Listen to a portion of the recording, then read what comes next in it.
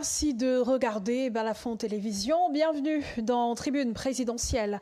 Au menu ce soir, Paul Biya est-il pleinement conscient et informé des affaires du pays? La récente déclaration de l'ambassadeur de France au Cameroun, arrivé en fin de mission, a laissé la classe politique camerounaise perplexe. Reçu en fin de semaine dernière au Palais de l'Unité, interrogé sur sa dernière impression du chef de l'État avant son départ, son Excellence Thierry Marchand a décrit Paul Biya comme un homme d'État aux affaires qui tient véritablement le manche du pays et qui s'engagerait dans une campagne présidentielle pour un nouveau mandat. Et bien plus qu'une simple impression, le diplomate français a semblé convaincu, rassurant par ailleurs quant au bon état d'esprit de l'homme dont la capacité à conduire les affaires du pays faisait encore débat il y a 2 semaines au Conseil constitutionnel. Contre toute attente, le président, qui a boudé le plaisir de conduire lui-même les concertations avec les corps intermédiaires en vue de sa propre campagne électorale, est réapparu debout sur ses 92 ans après environ 45 jours loin des projecteurs. Fallait-il la France pour faire sortir Paul Biya de sa cachette? Cette déclaration de Thierry Marchand est-elle un soutien formel du pays d'Emmanuel Macron au candidat du RDPC? L'analyse de nos invités est à suivre en deuxième partie d'émission, mais avant, place au journal.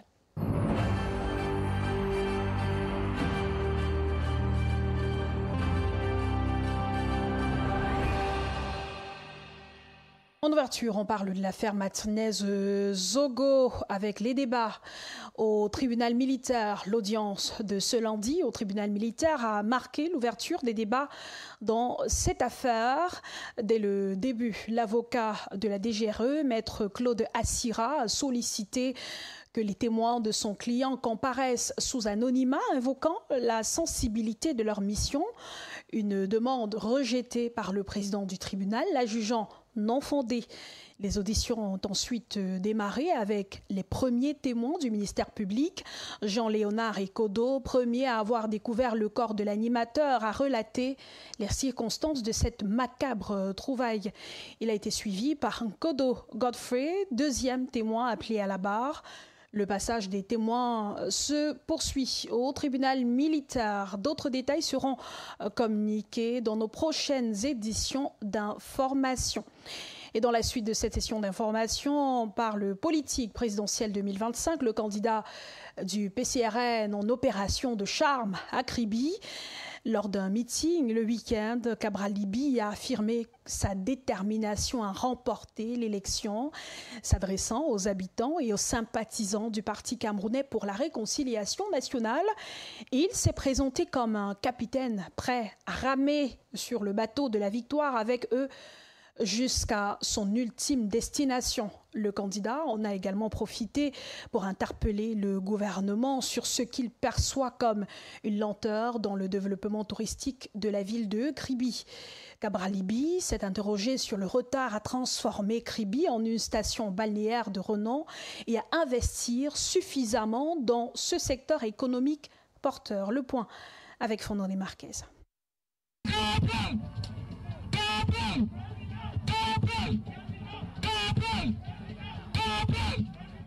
During his campaign rally in Kribi, located in the south region of Cameroon, Cabral Libye, the president of the PCRN party, highlighted the deplorable state of roads in the coastal town to expose the neglect of infrastructure management. Comment on peut avoir 400 km de côte, des sites touristiques incroyables? Comment un pays comme le Cameroun peut avoir Kribi? Alors que l'Afrique du Sud, qui n'a pas un potentiel différent du nôtre, fait 9 millions de touristes par an. Le Cameroun peine à atteindre 500 000 touristes par an. Et on dit que Kribi, c'est une ville touristique. Comment on peut être une ville touristique sans un réseau? The presidential candidate questioned what hinders the government from developing the fishing sector and transforming the seaside town into a hub of fish production. Comment on fait pour ne pas développer la pêche? Comment on fait pour ne pas construire un port de pêche à Kribi? Comment on fait pour ne pas identifier les pêcheurs? Comment on fait pour ne pas former les pêcheurs? Comment on fait pour ne pas mettre à disposition des pêcheurs des embarcations de 12 à 16 mètres? Cabral Libby assured his supporters that he is ready to paddle the boat of victory with them to its final destination. Chers camarades, je suis venu ici à Kribi pour devenir pagayeur comme vous. Et nous allons ensemble pagayer.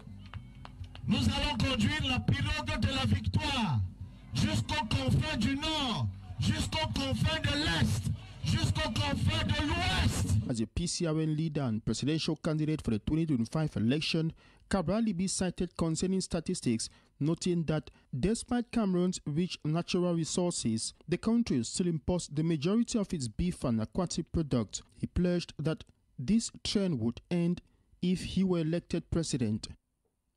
En éducation, la ministre des Enseignements secondaires met en garde les élèves sans matricule. Pauline Nalova-Lyonga avertit que tout élève ne disposant pas d'un numéro de matricule unique ne pourra s'en prendre qu'à lui-même.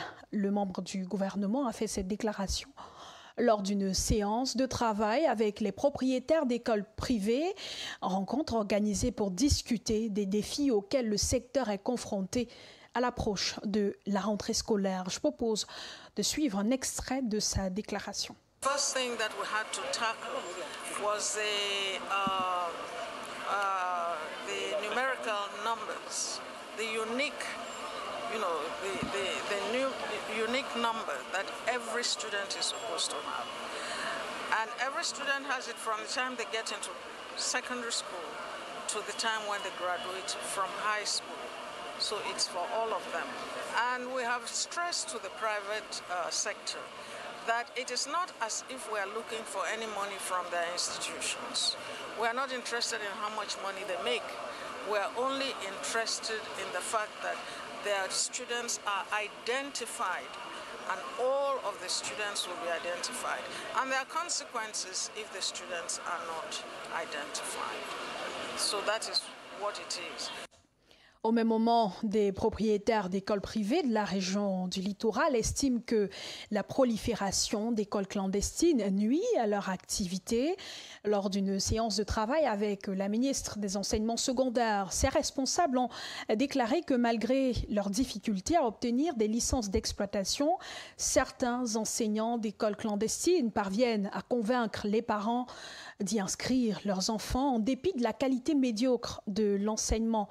Une situation contre laquelle le gouverneur de la région du littoral a promis de sévir. Plus de précisions dans cet élément de Jiressa Zangué et Fondre des Marquez. In preparation for the new academic year in Cameroon, Pauline Nalova-Lyonga, the Minister of Secondary Education, met with owners of private schools in the littoral region. A key agenda item during the working session in Douala was discussing challenges faced by the private sector. You have schools that would just, operate without license, just go into a classroom or a house and start a school, no formality. And many a times, there are teachers that have taught in your school, so they spend their time to get the database of parents so they can call them. So parents are easily convinced because it's the same teacher they've been seeing in your own school. Everybody wants to create a school, but let them follow the normal procedure. We follow the procedure.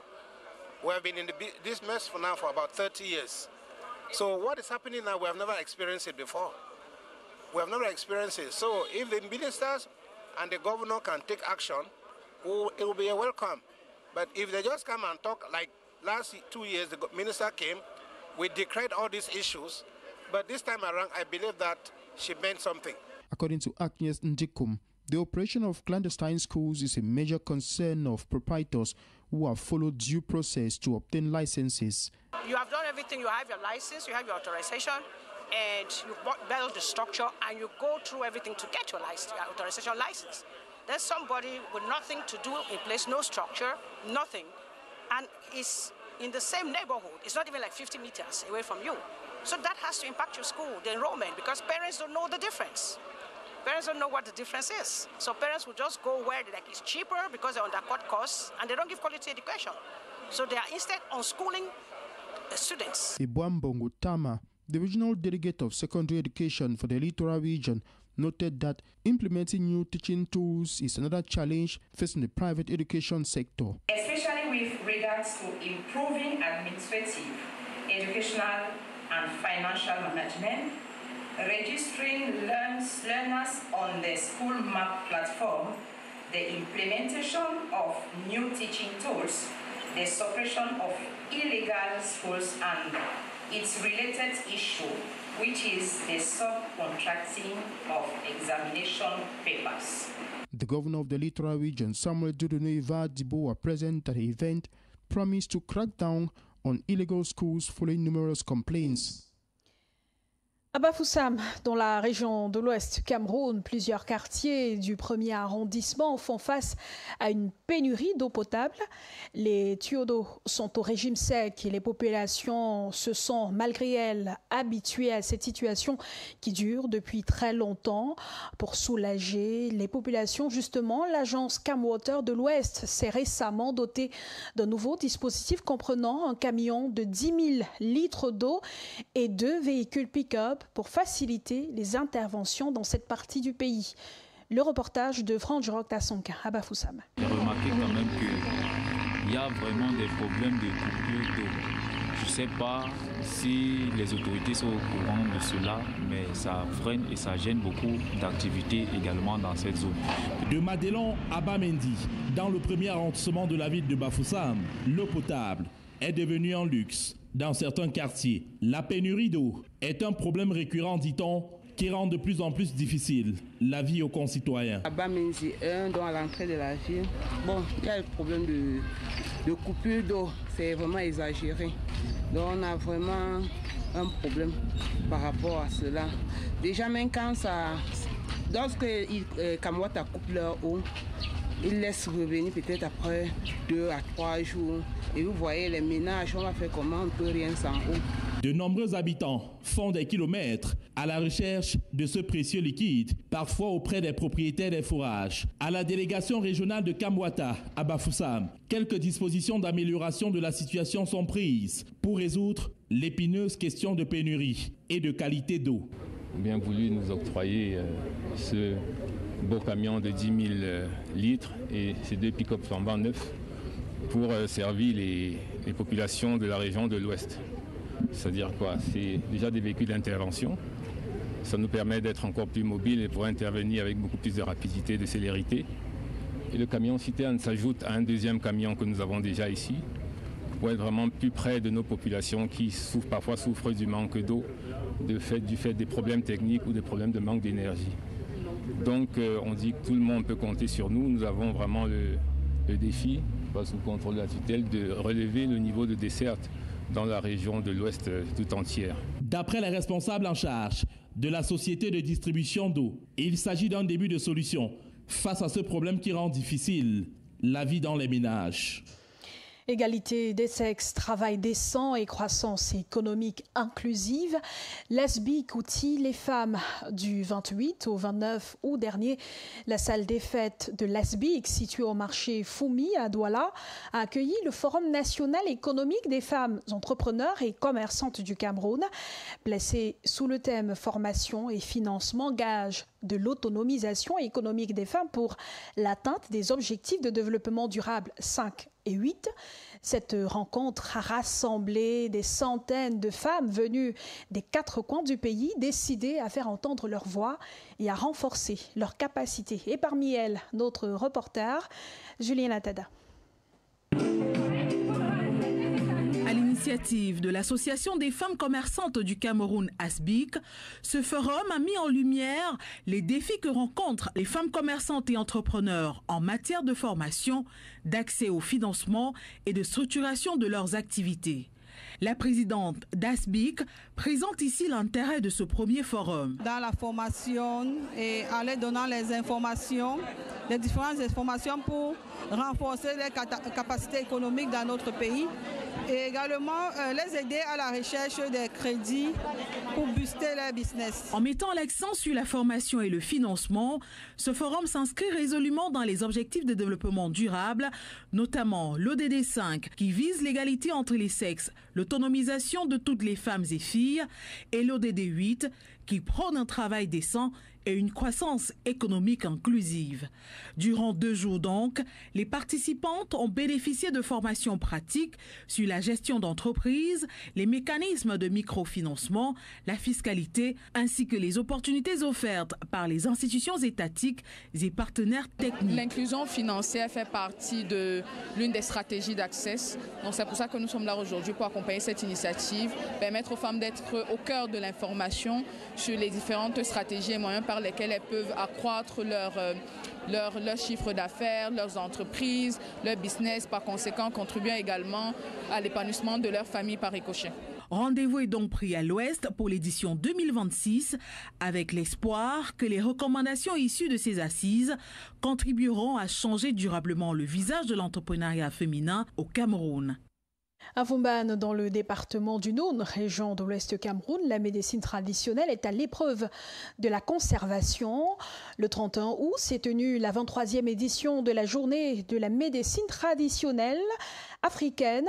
L'occasion a permis aux praticiens de réfléchir à l'avenir de cette pratique et surtout aux enjeux de sa préservation. Plus de détails dans ce reportage de Sidi Djingou, notre correspondant à Foumban. À Foumban, dans le département du Noun, les praticiens de la région de l'Ouest se sont retrouvés pour célébrer la journée africaine de la médecine traditionnelle, mais aussi réfléchir sur le thème conservation des plantes médicinales, héritage africain. Cet ordre de médecine reconnu par l'OMS connaît un sérieux problème de conservation et de transmission. La façon dont nous recueillons, n'est-ce pas, les écorces d'arbres, ce n'est plus bien.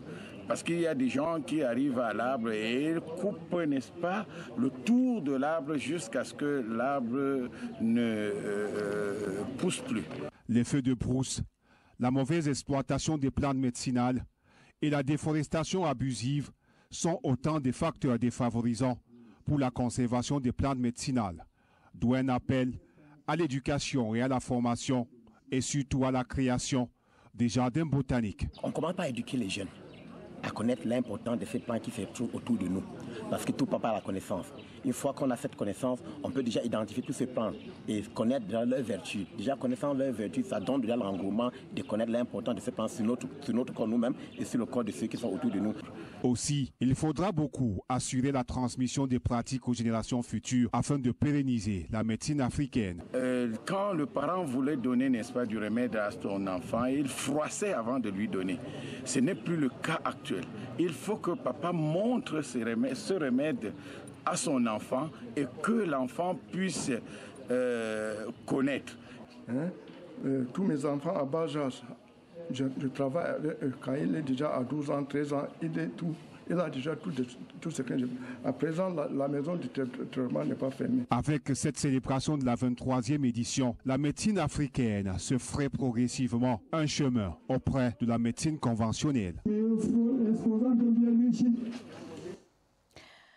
Le Cameroun se prépare à accueillir le projet Ndolé City, fruit d'un protocole d'accord signé le week-end dernier à Yaoundé entre le gouvernement et un partenaire privé, avec un investissement estimé à 10,7 milliards de dollars. Ce chantier prévoit d'attirer plus de 5 millions de touristes, de générer près de 2 millions d'emplois et d'injecter environ 500 milliards de francs CFA dans l'économie nationale.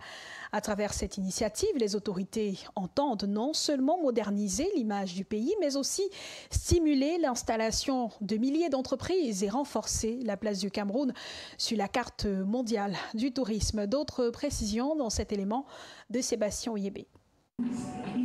Le gouvernement camerounais et une société privée viennent de signer un protocole d'accord pour le projet Ndolé City, doté d'un financement de 10,7 milliards de dollars. Ce projet entend injecter près de 500 milliards de francs CFA dans l'économie nationale, attirer plus de 5 millions de touristes. Ce projet entend être exécuté dans un délai de 7 ans. À date, la plupart des préalables administratifs ont été bouclés.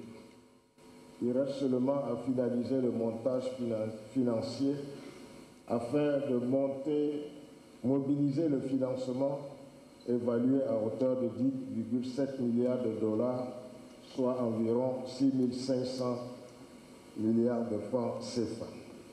Le ministre du Tourisme et des Loisirs promet de faciliter les démarches administratives et d'accompagner les investisseurs au-delà de ces infrastructures. Ndolé City se veut un moteur de croissance et un outil de modernisation de l'image du Cameroun. Le Cameroun va bénéficier non seulement de la visibilité internationale. Vous avez entendu dans le discours de son Excellence, Monsieur le ministre du Tourisme, qui disait que 5300 entreprises internationales sont mobilisées pour ce projet. Et au-delà de ça, il y aura un impact en termes de devises qui sera très important. Et également sur le plan direct et social, on aura, selon l'agent de la promotion d'investissement, 2 350 000 emplois qui seront créés pendant la durée du projet et après l'exploitation de la ville. Le projet Ndolé City, lancé à Sikoum Dibamba, vise à bâtir une ville moderne, axée sur l'innovation, la durabilité et la technologie. Toutefois, certains observateurs s'interrogent sur la capacité du pays à respecter les délais de livraison au regard des difficultés rencontrées dans d'autres grands projets. En culture, cette fois, révéler une nouvelle génération d'artistes capables de hisser le gospel camerounais au sommet était l'un des objectifs visés par le Moulema Gospel Talent. Le concours de chant a tenu la finale de sa première édition le week-end à Yaoundé. Entre compétition, formation vocale et encadrement spirituel, le candidat Emmanuel Mabali a remporté le trophée. Sébastien Oyébé nous fait revivre les grands moments de cet événement culturel dans ce reportage.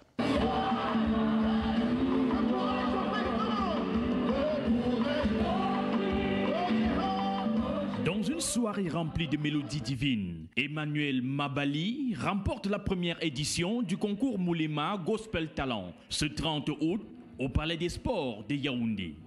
I just want to be very, very grateful to God because I will give him all the glory.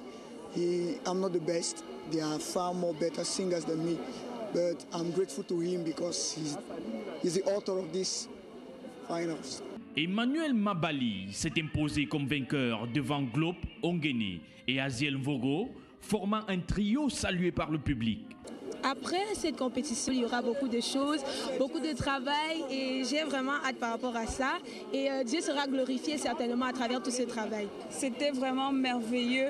On a cru en ces enfants, ils nous ont donné le meilleur. Le Cameroun est béni avec eux. Et pour les prochaines éditions, nous vous promettons une gloire plus grande par la grâce de Dieu. Bien plus qu'une compétition, Moulema Gospel Talent se veut une plateforme de professionnalisation. L'objectif est clair, révéler et propulser de véritables ambassadeurs du gospel camerounais sur la scène internationale.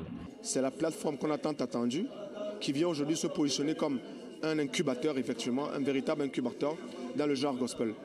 Donc je pense qu'aujourd'hui, ce qu'il y a à faire, c'est non seulement de porter cette plateforme, d'encourager les encadreurs pour tout ce qu'ils ont fait comme investissement, mais vraiment, comme l'a dit la promotrice, travailler dans l'ombre pour promouvoir réellement ce mouvement qui naît aujourd'hui en fait. Avec cette première édition, le Cameroun inscrit son nom parmi les grandes nations du gospel et ouvre une nouvelle ère où l'art, foi et excellence se rencontrent.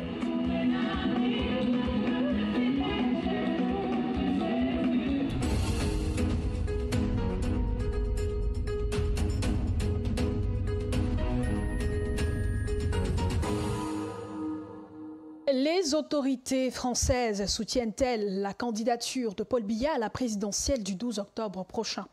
C'est bien l'une des questions que se pose désormais l'opinion des acteurs de la société civile et des hommes politiques après la déclaration de l'ambassadeur de France au sorti d'une audience au Palais de l'Unité. Thierry Marchand a affirmé avoir vu le chef de l'État camerounais très en forme et en bonne santé et surtout en mesure de poursuivre son magistère à la tête du Cameroun. Les propos de cet émissaire d'Emmanuel Macron suscitent débat et polémique dans un contexte où des milliers de citoyens appellent à une alternance à la tête du pays. La lecture de Jean-Paul Chouniette. La déclaration d'un diplomate français au Cameroun, au sorti d'une audience au Palais de l'Unité, n'a jamais autant surpris et fait du bruit et polémique, comme celui de l'ambassadeur Thierry Marchand, arrivé en fin de séjour dans notre pays. dans un contexte de pré-campagne électorale, dans la mouvance du scrutin présidentiel de 2025, où la majorité des Camerounais réclament à corps et à cri leur président de la République, qu'ils n'avaient plus vu en public depuis la célébration de la fête de l'unité nationale le 20 mai dernier. C'est finalement l'ambassadeur de France, Thierry Marchand, qui vient rassurer tout le monde que le chef de l'État est en bonne santé, à une quarantaine de jours du rendez-vous décisif du 12 octobre. Je l'avais déjà rencontré il y a, je crois, 1 an et demi, dans un entretien ici au Palais des Tudilly. Et aujourd'hui, je l'ai retrouvé exactement dans le même état d'esprit et attitude, c'est-à-dire extrêmement conscient et informé. Pour Thierry Marchand, les Camerounais n'ont pas à s'inquiéter. L'homme du 6 novembre 82 est en jambes et même prêt à rentrer dans l'arène pour la campagne électorale qui s'ouvre très exactement dans 27 jours. Il m'a donc semblé vraiment être quelqu'un qui est aux affaires, qui tient véritablement le manche du pays et qui va s'engager dans une nouvelle campagne présidentielle pour un nouveau mandat. Plus d'un Camerounais, des acteurs politiques et autres observateurs de la scène publique s'interrogent si la déclaration de Thierry Marchand marque son étonnement d'avoir vu l'homme du renouveau et échanger avec lui de vive voix, quand d'aucuns le déclaraient déjà en incapacité de se mouvoir, réfléchir et gouverner. Certains le donnant même pour agonisant, voire mort, au regard d'importantes décisions engageant la nation entière, mais prises par procuration, au nom de ces très hautes instructions relayées, qui divisent d'ailleurs les membres du gouvernement. Deuxième grille de lecture de certains spécialistes des relations internationales et même de la géopolitique. La France, par la voix de son ambassadeur, apporte subtilement son soutien à la candidature de l'homme lion, dans le but de préserver les intérêts d'une France qui n'entend pas perdre le Cameroun, en posture d'un enjeu géostratégique au cœur du golfe de Guinée. Et d'autre part, ancienne colonie de son précaré initial de 14 pays, désormais délestée du Mali, le Burkina Faso, le Niger et dans une moindre mesure, la Centrafrique. Au-delà de toute analyse et interprétation à tort ou à raison, la déclaration de l'ambassadeur Thierry Marchand est-elle anodine, banale voire innocente, que les autres chancelleries occidentales en poste au Cameroun? L'opinion nationale et internationale ne mérite point s'y attarder à un tournant décisif d'une éventuelle alternance à la tête de l'État après 43 ans de règne en continu de l'auteur du libéralisme communautaire. Bienvenue dans la deuxième partie de Tribune présidentielle. Merci à tous ceux qui nous rejoignent à l'instant. Nous sommes en direct sur Balafon Télévision et sur Radio Balafon. Vous pouvez nous suivre à travers le 515 et le 922 du bouquet Canal+. Jonathan Batengene est avec nous ce soir. Jonathan est sociologue, consultant géopolitique. Bonsoir Jonathan, merci d'avoir accepté notre invitation. Bienvenue. Bonsoir Madame Mayo, bonsoir mes copanélistes et bonsoir à vous. Maître Georges Teghem, bonsoir, merci d'avoir accepté notre invitation, bienvenue. Vous êtes avocat au barreau du Cameroun, communicant du Rassemblement démocratique du peuple camerounais. C'est le RDPC qui vous remercie, bonsoir. Bonsoir à vos millions de téléspectateurs, bonsoir au panel, bonsoir surtout à l'équipe technique qui accompagne l'émission et merci de m'accueillir. Pépin Bikaï, analyste politique, bonsoir. Merci d'avoir accepté notre invitation. Bienvenue. Bonsoir Claude, bonsoir l'ensemble de mes co-panélistes, bonsoir nos milliers de téléspectateurs. Je ne manquerai pas également de suivre et de faire les civilités de maître. Bonsoir l'ensemble de l'équipe technique qui accompagne cette grosse production. Bonsoir Roland Sapi, éditorialiste chez Balafon Média. Bonsoir Claude. Alors, le président de la République a fait une sortie après 45 jours environ hors des caméras, des projecteurs. On a vu le président de la République recevoir l'ambassadeur de France au Cameroun, arrivé en fin de mission dans notre pays, puisque Emmanuel Macron, le président français, a récemment désigné un nouvel ambassadeur de son pays au Cameroun, Sylvain Riquier, qui va prendre fonction dans les prochaines semaines. L'ambassadeur, donc, Thierry Marchand, qui fait une déclaration à la suite de l'audience avec le président de la République et qui dit qu'il a vu un homme conscient, un homme informé, un homme qui est prêt à conduire le pays dans les prochaines années, à conduire surtout, à mener lui-même sa campagne. Jonathan Batengene, un diplomate qui fait une telle sortie, est-ce que c'est la France qui fait finalement la campagne du candidat du RDPC? Le dire, c'est effectivement confirmer une manipulation de l'opinion que la France aurait intérêt à intégrer dans les consciences. Parce que la vérité est tout autre. Quand Thierry Marchand est nommé au Cameroun, dans sa mission, ce n'est pas d'adouber le chef de l'État. Dans sa mission, il arrive en 2023 avec comme principale mission de relancer la coopération de défense et de sécurité entre la France et le Cameroun. Si vous regardez entre-temps, il n'y a pas de nouvel accord qui a été signé entre le Cameroun et la France. Donc, sur le plan de sa mission strictement assignée par le Quai d'Orsay et le chef de l'État français Emmanuel Macron, il y a là une sorte d'échec, un échec visible. Rien n'a été reconduit. Au contraire, Thierry Marchand arrive aussi dans un contexte où les pressions de la France sur l'État du Cameroun étaient à leur pic. 2022, vous vous souvenez certainement de la visite inopinée de M. Macron au Cameroun, où il a pour mission de faire prendre position au chef de l'État camerounais dans le conflit opposant l'Ukraine à la Russie. Et dans son narratif, le président français voulait à tout prix que le président camerounais se prononce comme étant un allié de l'Occident. Et on a vu les pirouettes que le chef de l'État camerounais a dû mettre en œuvre pour déjouer cette pression, et ce qui lui a valu une certaine perception de Paris comme étant un défaitiste ou bien un ennemi géopolitique désormais. L'arrivée de Thierry Marchand, pour beaucoup, a sonné comme étant la décision de Paris de virer le président Paul Biya du poste de président de la République. Parce que M. Thierry Marchand, au vu de son profil, au vu de son profil, il ne sort pas des cercles diplomatiques classiques. Thierry Marchand était le directeur du service éponyme, charge des questions de sécurité et de défense, de coopération en matière de sécurité et de défense. Donc c'est un militaire de carrière qui a toujours officié dans les cercles militaires. Et ce qu'il sait faire, c'est la diplomatie militaire. Quand il arrive au Cameroun, Thierry Marchand trouve un contexte où le Cameroun est l'un des principaux alliés du régime de Bangui, qui est dans une contradiction assez virulente avec Paris. Et dans les cercles diplomatiques français, on considère que la résistance que Bangui oppose à Paris est encouragée par Yaoundé, parce que l'essentiel du trafic commercial qui transite jusqu'à Bangui passe par les ports du Cameroun. Donc, Thierry Marchand arrivait comme le bulldozer qui allait bousculer le chef de l'État camerounais. Heureusement, il s'est frotté à quelqu'un plus dur que lui. Alors, comment nous on interprète cette rencontre? C'est d'abord un aveu de faiblesse, c'est-à-dire que l'ambassadeur français a compris finalement qu'il n'est pas plus que tous les autres diplomates.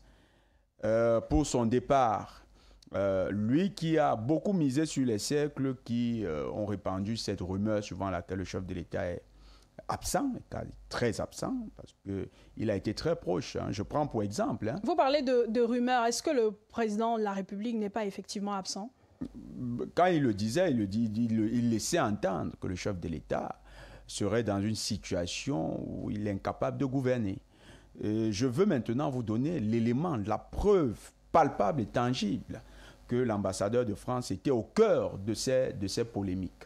Lorsque le ministre Issa Chiroma Bakary démissionne de son poste de ministre, il va commettre une communication officielle au consulat de France. Je tiens à rappeler que M. Issa Chiroma Bakary, ministre de la République au Cameroun, est une personnalité d'État. Et quand il se retrouve dans l'enclave diplomatique de la France, ça veut dire qu'il a l'autorisation des plus hautes autorités diplomatiques françaises, y compris donc monsieur l'ambassadeur Thierry Marchand. Et qu'est-ce que monsieur Issa Chiroma Bakary va servir comme déclaration? Il nous sert une déclaration qui a été préparée parce qu'on a vu une diplomate à son service, carrément arranger les micros et les caméras. Et cette diplomate française a certainement lu, parce que vous ne pouvez pas arriver dans un service diplomatique sans qu'on ait lu la note que vous voulez produire de manière télévisuelle. Eh bien, dans le document, M. Chiroma laisse entendre que le chef de l'État est absent parce qu'il est incapable de gouverner. On reviendra sur ces propos de Issa Chiroma Bakary, maintenant candidat du FSNC, candidat à l'élection présidentielle. Mais Maître Tegem, si on revient sur la sortie de Thierry Marchand, il parle de l'état de santé du président de la République. Est-ce que ça a un ambassadeur de dire si un chef de l'État, le président de tout un pays, se porte bien, est prêt à mener sa campagne, est informé de la situation de son pays et même de l'étendue des relations avec d'autres États? Écoutez, Monsieur le Président de la République a accordé un entretien de départ, comme il le fait dans les habitudes diplomatiques, à l'ambassadeur Thierry Marchand arrivant en fin de séjour. À la fin de leur entretien, qui aurait duré plus d'une heure, il a décidé de se confier à la presse, comme le font d'ailleurs les autres qui arrivent au Palais de l'Unité. Il a dit ce qu'il pensait être son propos à lui. Il s'est exprimé de manière tout à fait libre et indépendante. Il n'appartient pour RDPC d'apprécier les propos d'un ambassadeur à la sortie d'un entretien avec M. le Président de la République. Et s'il avait dit le contraire, s'il avait dit qu'il a vu ou il a échangé avec un président instable, pas capable de diriger le pays, est-ce que le RDPC aurait eu cette même position? Écoutez, le RDPC a pour habitude de respecter les opinions des uns et des autres. J'ai fait un plateau ici avec vous, je vous ai dit que même les prêtres avaient des avis que nous ne partagions pas, mais nous respections leurs avis. Donc, quel que soit ce qu'il aurait dit à l'issue de l'entretien, le RDPC aurait tout simplement respecté son droit d'émettre un avis, une opinion. Maintenant, M. le Président de la République a un bulletin de santé qui est le sien. Et s'il estime pouvoir communiquer dessus, il le fera par le canon, qui sont les canons officiels, notamment le directeur de cabinet civil, qui est en charge de la communication de la présidence de la République. Et M. l'ambassadeur, à l'issue de l'entretien, décide de s'exprimer. Le RDPC respecte son avis, qui n'est qu'un avis, qui ne lie personne. C'est un avis diplomatique que nous respectons, comme nous devons respecter tous les canaux diplomatiques. Au RDPC, nous n'avons pas l'habitude de commander les propos des diplomates. Nous préférons les respecter et respecter ce qu'ils disent. Respecter leurs avis, respecter ce qu'ils pensent d'un entretien qu'ils ont eu avec un président de la République.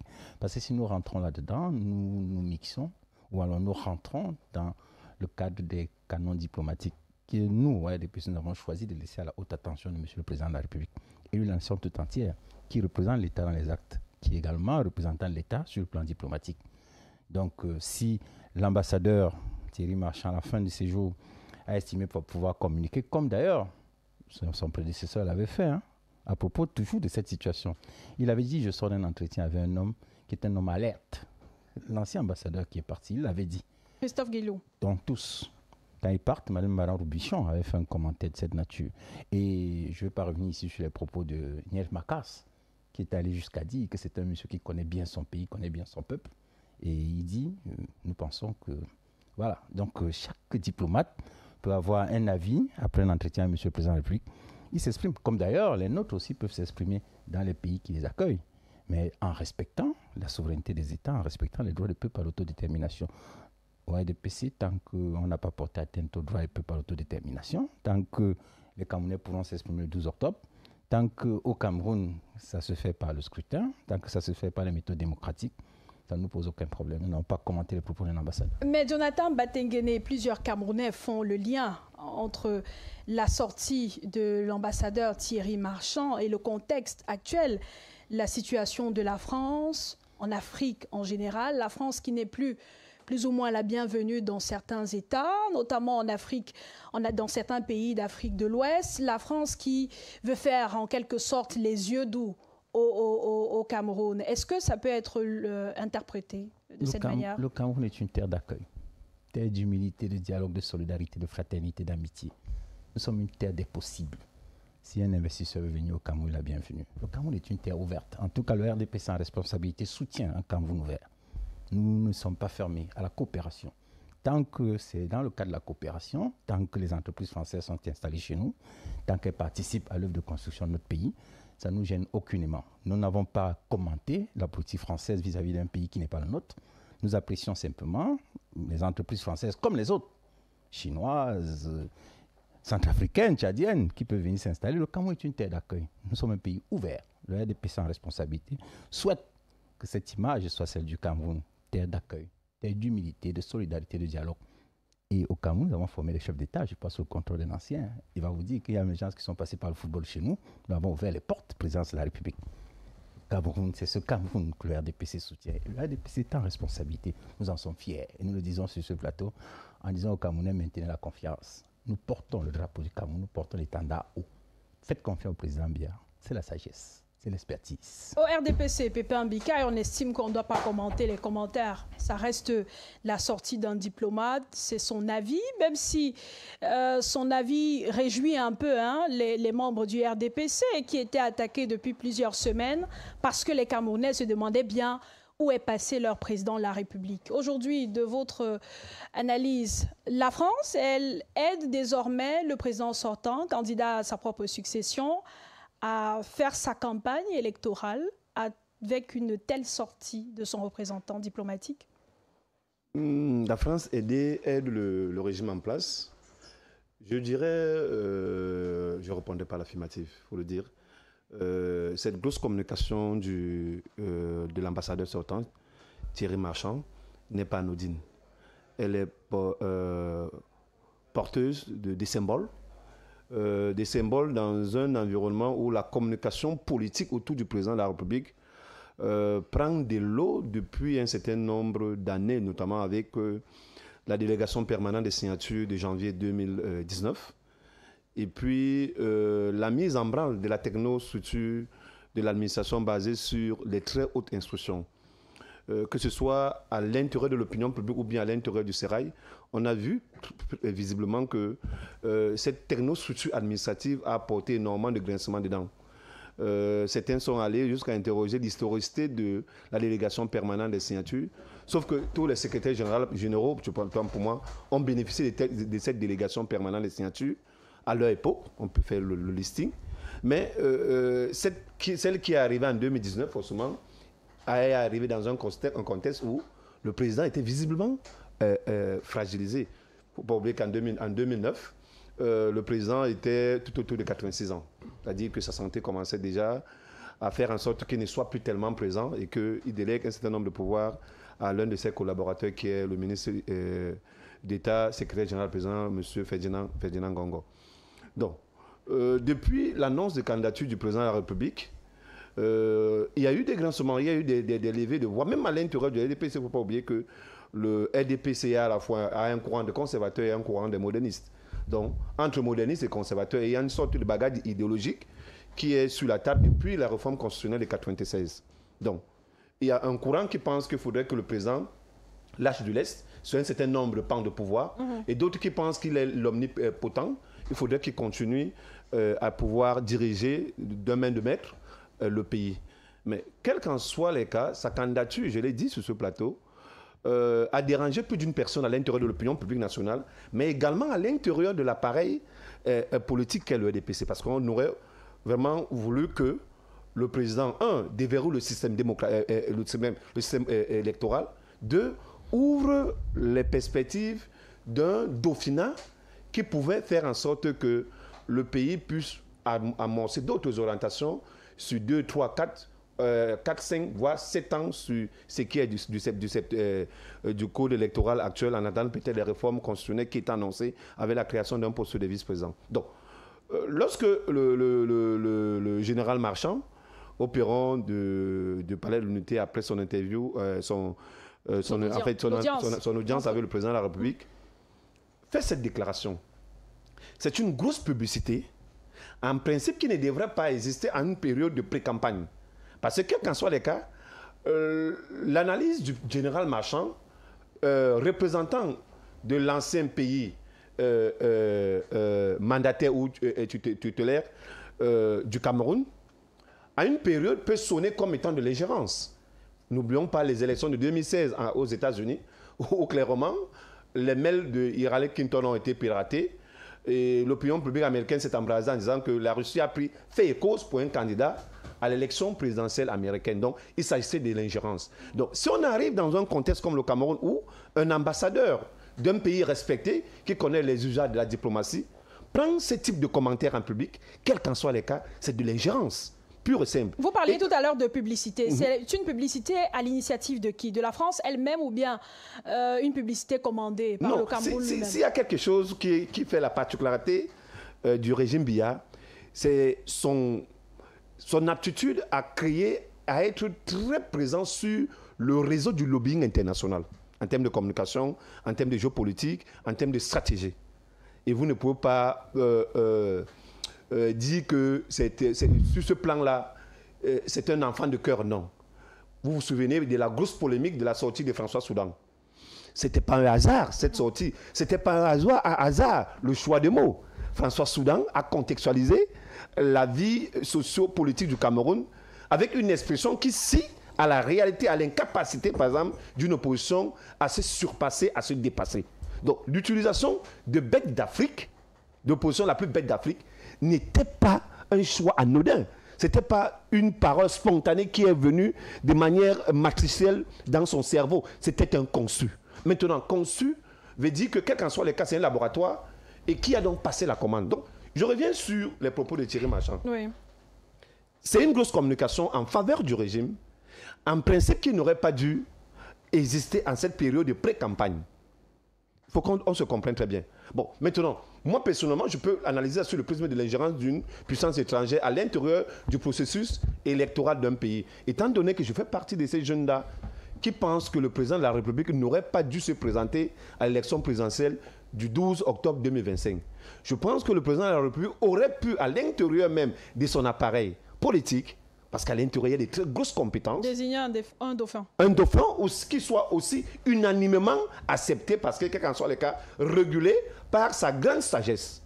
Ça lui permettrait de se retirer, de laisser libre cours à une autre vision de la gestion d'un État. Mais ça ne s'est pas produit et le président de la République est candidat. Voilà. Roland Tapi, il y a eu beaucoup de sorties depuis le début de l'année. Des sorties des membres du gouvernement, ceux du RDPC, ceux de la société civile, ceux des partis politiques de l'opposition, qui affirmait que le président de la République ne gère plus rien. Il se fait assister. D'ailleurs, il y a la requête d'Akeremouna au Conseil constitutionnel qui remettait en doute la capacité du président de la République à diriger le pays en présentant le président de la République comme quelqu'un de dépendant. Aujourd'hui, on a un ambassadeur d'un pays étranger qui rassure, qui dit que le président de la République est conscient, est informé, est prêt. C'est un homme qui a montré qu'il pouvait encore. Qui manque dans cette affaire? Est-ce que ce sont ceux qui ont eu l'habitude de le côtoyer et qui, à un moment donné, ont cessé de le voir? Je parle de ses anciens ministres. Ou c'est l'ambassadeur qui est venu mentir? On ne peut pas dire qu'il est venu mentir, il est venu jouer son rôle de politicien à son niveau. Mais déjà, il faut comprendre cette sortie sous moins deux prismes. Le premier prisme, c'est que ça fait du bruit tout simplement parce qu'elle vient combler un vide. Elle vient suppléer une absence, l'absence de la parole présidentielle, l'absence de celui qui est supposé gouverner les Camerounais, mais qu'on ne voit pas, qu'on n'entend pas du tout. Si le président de la République parlait à intervalles réguliers, disait des choses au moment où les Camerounais veulent l'entendre, il va de soi que cette sortie aurait été moins audible qu'elle ne l'est maintenant. Elle est tout simplement parce que les deux sont sortis du palais, tel que les images nous montrent, mais c'est lui qui parle, une fois de plus.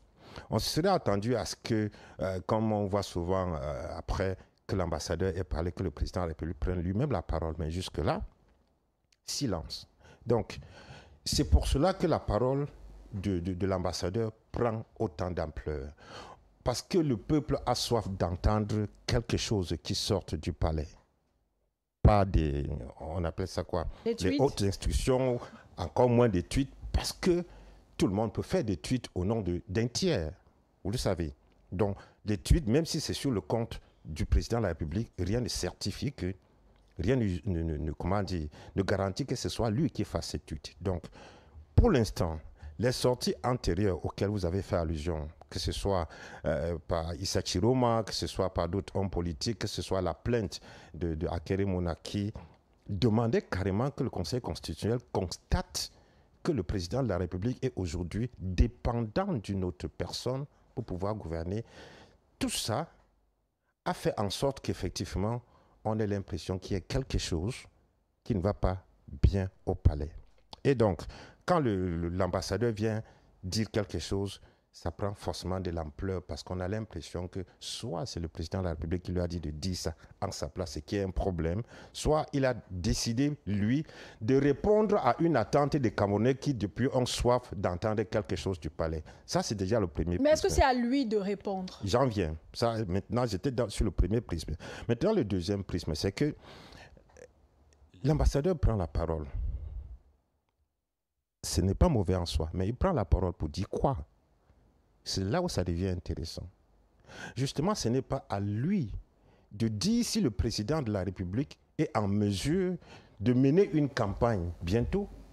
Ce n'est pas à lui de dire aux Camerounais que le président de la République a les moyens, je veux dire physiques et autres, pour continuer à gouverner. Ce n'est pas à l'ambassadeur. Mais pourquoi il le dit?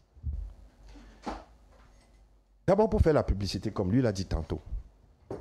Pour officiellement laisser entendre. N'oubliez pas le rôle que joue la France au Cameroun en tant que puissance coloniale.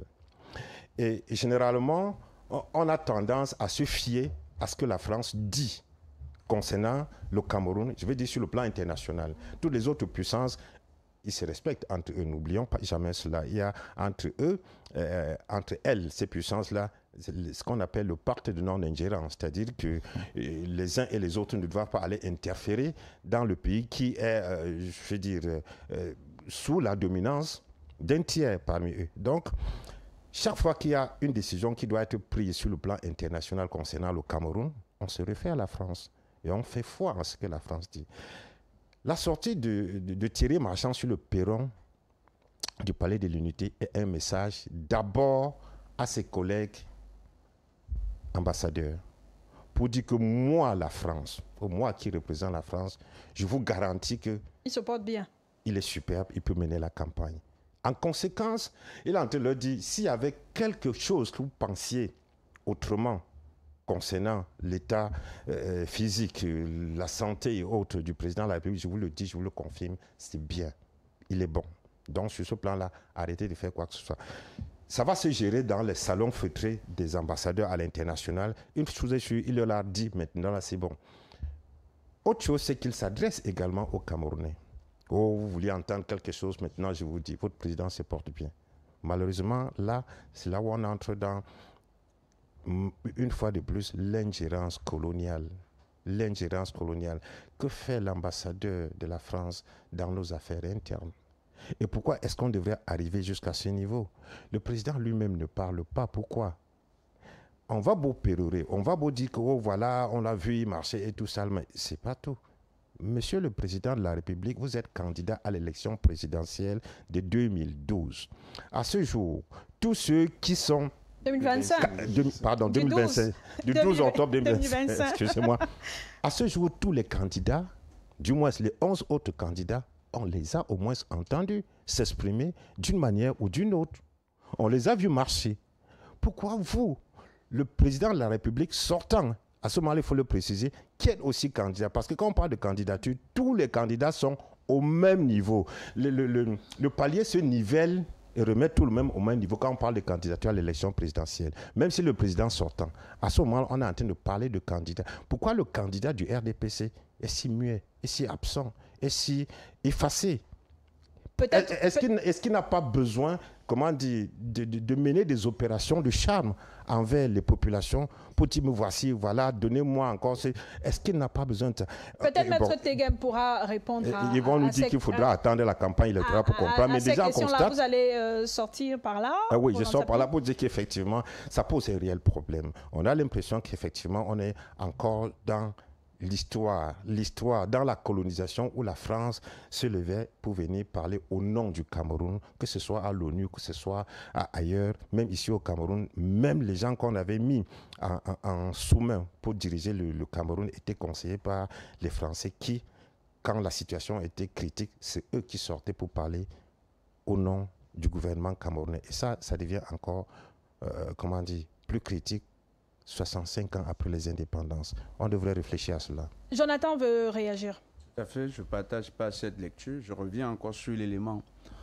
Vous ne pouvez pas dire que la France fait la publicité du président de la République, son marketing politique, alors qu'un opposant, qui était ministre de la République, a utilisé les locaux de la France, les locaux diplomatiques de la France, pour faire une déclaration en corroborant la thèse suivant laquelle le président a l'incapacité de gérer.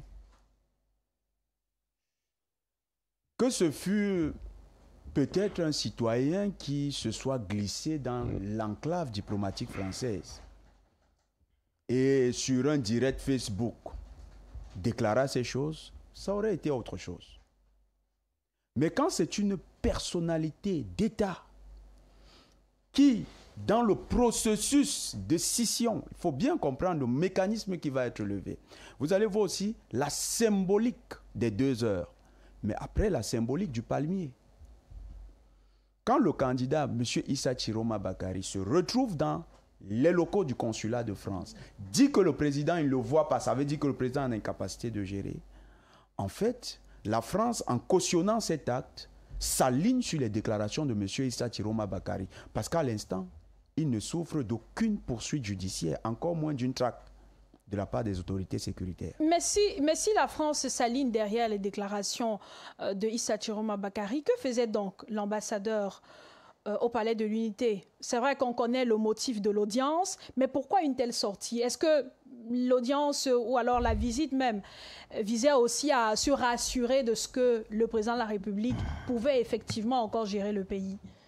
Ça arrive, contredire Issa Chiroma Bakary. Ça arrive à un moment où la France a essuyé une cascade de défaites géopolitiques sur le dossier camerounais, surtout avec le candidat Paul Biya. Pour la France, la succession du président Paul Biya, souvenez-vous de la visite d'Emmanuel Macron en 2022, est un dossier crucial. La France veut à tout prix gérer la succession du président Paul Biya. Pour cela, la France a ménagé de grands efforts. En février 2025, excusez que je cite, certaines personnes, c'est des acteurs politiques qui ont posé des actes. Monsieur Ekanga Wilfried, membre du directoire du MRC, est reçu par les services secrets, la DGSE française, pour parler de panafricanisme et des questions. Monsieur Ekanga n'est pas un panafricaniste très réputé, mais il est reçu par la DGSE pour avoir une certaine crédibilité politique, parce que c'est le mécanisme de Paris. Quand monsieur, le président du MRC, arrive à Paris, des éléments du GIGN 2 ont été identifiés, font partie de sa sécurité. Le GIGN, c'est les forces d'élite de l'armée française. Vous connaissez combien d'hommes politiques africains bénéficient de ce soutien? L'avocat principal de M. Kamto était M. William Bourdon, lorsqu'il était en prison. Vous connaissez qui est M. William Bourdon? M. William Bourdon est celui qui pilote la politique, le soft power de la France dans le monde. Tout ce que vous entendez lanceur d'alerte, c'est les employés de M. William Bourdon. M. William Bourdon est également l'avocat que le Quai d'Orsay utilise dans le cadre des grandes affaires. À côté, vous avez qui? M. Dupond-Moretti, qui deviendra ministre de la Justice. La France, l'échec de la candidature de M. Kamto était le premier grand échec de la France. Le deuxième grand échec, c'est quoi? C'est que la France a voulu construire le nordisme politique comme nouvelle idéologie communautariste dans le landerneau politique camerounais. Et quand vous voyez comment est-ce que M. Issa Chiroma Bakary s'est présenté, il s'est présenté comme étant celui qui allait montrer désormais qu'il n'y a plus de moutons du Nord. C'est le nordisme politique qui était construit. Ça, c'était l'émission spéciale de cet ambassadeur. Mais c'est un militaire quand même un peu honnête. Ça, on lui tire un grand coup de chapeau. Face à un échec, il a compris que l'affaire a foiré.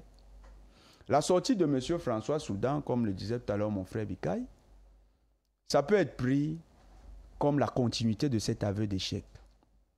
Et pour comprendre cet échec, nous allons prendre un exemple qui a été très bien décrypté par nous panafricanistes et qui a permis à l'opinion africaine de ne pas se tromper. C'est le dossier du Tchad. Sur le dossier du Tchad, notre posture, on le disait, on l'affirmait, on le martelait, les généraux du Tchad, sur le conseil des patriarches de la sous-région, dont le président Paul Biya, ont décidé que désormais, pour la continuité, il fallait que le général, le maréchal Kaka, le fils du président Idriss Déby Itno, assure la présidence de transition. Macron, face à cet échec géopolitique, va jouer la même stratégie que cet ambassadeur. Il arrive au Tchad et se prévaut d'avoir parrainé la continuité de M. Kaka, alors qu'il va rentrer dans une contradiction. On a vu tous comment ça s'est terminé entre les deux pays. Donc c'est ce même jeu qui veut se dessiner. C'est ce même jeu. Qui veut se dessiner au Cameroun. L'échec géopolitique de la France d'ingérence en utilisant l'opposition, parce qu'ils ont tenté beaucoup de stratégies autour de l'opposition, et ça n'a pas marché. L'échec de leur candidat, parce que quand ils voient les résultats, leurs projections sur M. Issa Chiroma Bakary, le nordisme politique n'a pas pu prendre. Alors monsieur passe le relais. Et c'est pourquoi le nouvel ambassadeur, nous ne pensons pas que c'est une victoire définitive. Le nouvel ambassadeur, lui, il a un CV. Il est quelqu'un qui a quand même été dans les pays où Al-Qaïda était très fécond. Or, on sait que le Boko Haram a fait allégeance à Al-Qaïda. Aujourd'hui, le Boko Haram, c'est Al-Qaïda. Nous sommes dans des enjeux géopolitiques majeurs. L'un des problèmes de la lecture camerounaise de notre vie politique, c'est que nous sommes restés calfeutrés dans l'idée que notre politique se fait entre nous sur le plan local. Or, notre politique n'est que l'émanation des rapports de force internationaux. Parce qu'il y a plusieurs acteurs étrangers et entre guillemets invisibles qui y interviennent. Maître Tegem, ça ne répond toujours pas à la question de Roland Tapi tout à l'heure. Où était le président de la République depuis tout ce temps? On a quand même vu des corps intermédiaires faire le tour, se succéder au Palais de l'Unité, rencontrer le secrétaire général de la présidence de la République, le ministre d'État Ferdinand Gongo, en vue de la préparation de la campagne du président de la République, Paul Biya.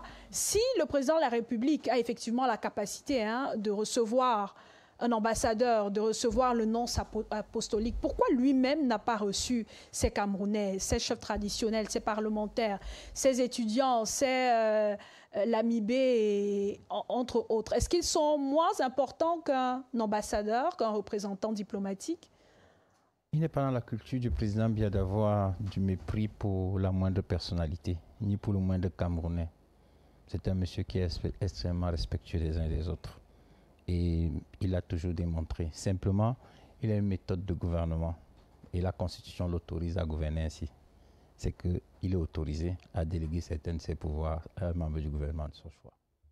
C'est la Constitution. Et à partir du moment où c'est la Constitution, c'est légal. Permettez-moi de dire quand même... Mais là, c'est le candidat Paul Biya, oui. Allez-y. Oui, j'ai entendu, parce que M. Bikaï, vous revenez sur la déclaration de Jeune Afrique. En réalité, c'est une reprise d'un propos de Mme Thatcher, à propos de la droite française. Mme Thatcher, en 1988, lorsque la droite française est majoritaire, elle ne gouverne pas, elle dit la droite française est la plus bête au monde. Majoritaire dans le pays, mais elle ne gouverne pas. Donc, c'est ce propos, moi, je pense qu'il a seulement repris ce que Mme Thatcher avait dit en son temps.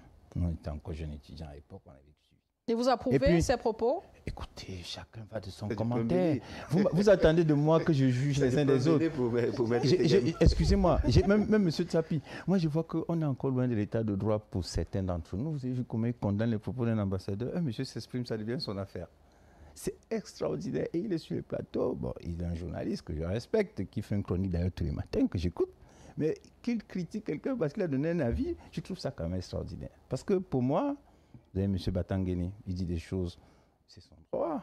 Mais nous, à l'ADPC, nous ne partageons pas ce qu'il dit. Mais il a le droit, tout à fait, de dire ce qu'il veut. Parce que c'est quand même la démocratie. Sauf que lorsqu'il le dit, si quelqu'un dépose une plainte, il faut qu'il réponde. Parce que c'est là où la démocratie a des limites. C'est que justement, il y a un cadre légal. C'est un encadrement. Donc, ça m'embête souvent d'être sur les plateaux à dire des choses et bon, les gens se plaignent. Quelqu'un s'exprime. Et puis le président Biya dont vous parlez, vous avez dit pourquoi il a demandé. C'est ce qu'au Cameroun on oublie vite. Le Premier ministre Achille Achoua a mené ses consultations. Je parle sous contrôle l'ancien, va vous dire. Il recevait les chefs traditionnels. C'est le président Biya qui était président de la République. Le Premier ministre Achille Achoua a fait ça pendant 2-3 ans. Il allait même sur le terrain. Mais quand on a dit qu'il a dit politique Nandiangi, c'était sur le terrain. Mais Maître Tegueb, le contexte est différent. À l'époque, on voyait au moins le président de la République. Aujourd'hui, il faut attendre peut-être 45 jours, voire plus, pour le voir apparaître, puis disparaître. Est-ce que ce n'était pas l'occasion pour lui aussi de mener ces concertations avec ceux de qui il espère des voix le 12 octobre prochain? Madame, la campagne sera ouverte. Il s'exprimera. Le diplomate dont on parle, il a tenu un discours à l'occasion de la rentrée, la nouvelle année, le vœu au corps diplomatique. Il a tenu un discours le 10 février 2025. Il a tenu un discours le 31 décembre 2024. Ce sont des discours traditionnels. Donc, mais excusez-moi, je vous dis, demandez à l'ancien, qui le soit honnête de vous le dire, hein, moi, le président Biya ne me surprend pas. Parce que moi, je sais que c'est comme ça qu'il gouverne. Il nous a habitués à cela. On se comporte comme si c'est nouveau. Rien n'est nouveau. Quand il y a la crise anglophone, il a mandaté le Premier ministre chef du gouvernement. Donc, c'est sa méthode de gouvernement. C'est un choix certainement politique qu'il a fait. C'est un choix politique que vous voulez juger. Si c'était illégal, je comprendrais. Mais à partir du moment où c'est prévu par la Constitution, donc il est dans le cadre légal. Même on dit que hautes instructions, ce n'est pas aujourd'hui. Le ministre Ouna, que Dieu son âme et que sa famille me pardonne d'évoquer son nom, il avait dit il n'y a pas une feuille de papier entre le président et moi. Et en son temps, on disait qu'il est le président technique. Il le disait, je suis le président technique, lui le président politique. C'est pour ça qu'il a fait 2 ans secrétaire général. Et il n'est pas seul. Le secrétaire général, quand le ministre Ezoa était secrétaire général, il a le même jour nommé un délégué général de la Sécurité nationale au même poste. Et l'après-midi, il a nommé le même monsieur. Il a fait nommer parce que le président de la République, le ministre Mbara l'a dit, hein, quand il vous dit de faire un décret, vous faites ici. Donc, il a nommé le même monsieur délégué du gouvernement EDA. Le même monsieur en un jour, 2 décrets. Ce qui fait confiance à ses collaborateurs. Et le ministre Garga, lorsqu'il y a eu la crise anglophone, il dit, le président de la République m'a appelé, il a dit, Garga, va là-bas. Lui, il l'a dit, je l'ai écouté. Donc, moi, je pense que c'est sa méthode de gouvernement. Et je respecte cela, puisque jusqu'aujourd'hui, ça nous a souri. Et lui prend toutes les décisions justes. La preuve, c'est qu'un ambassadeur en fin de séjour, il choisit de le recevoir.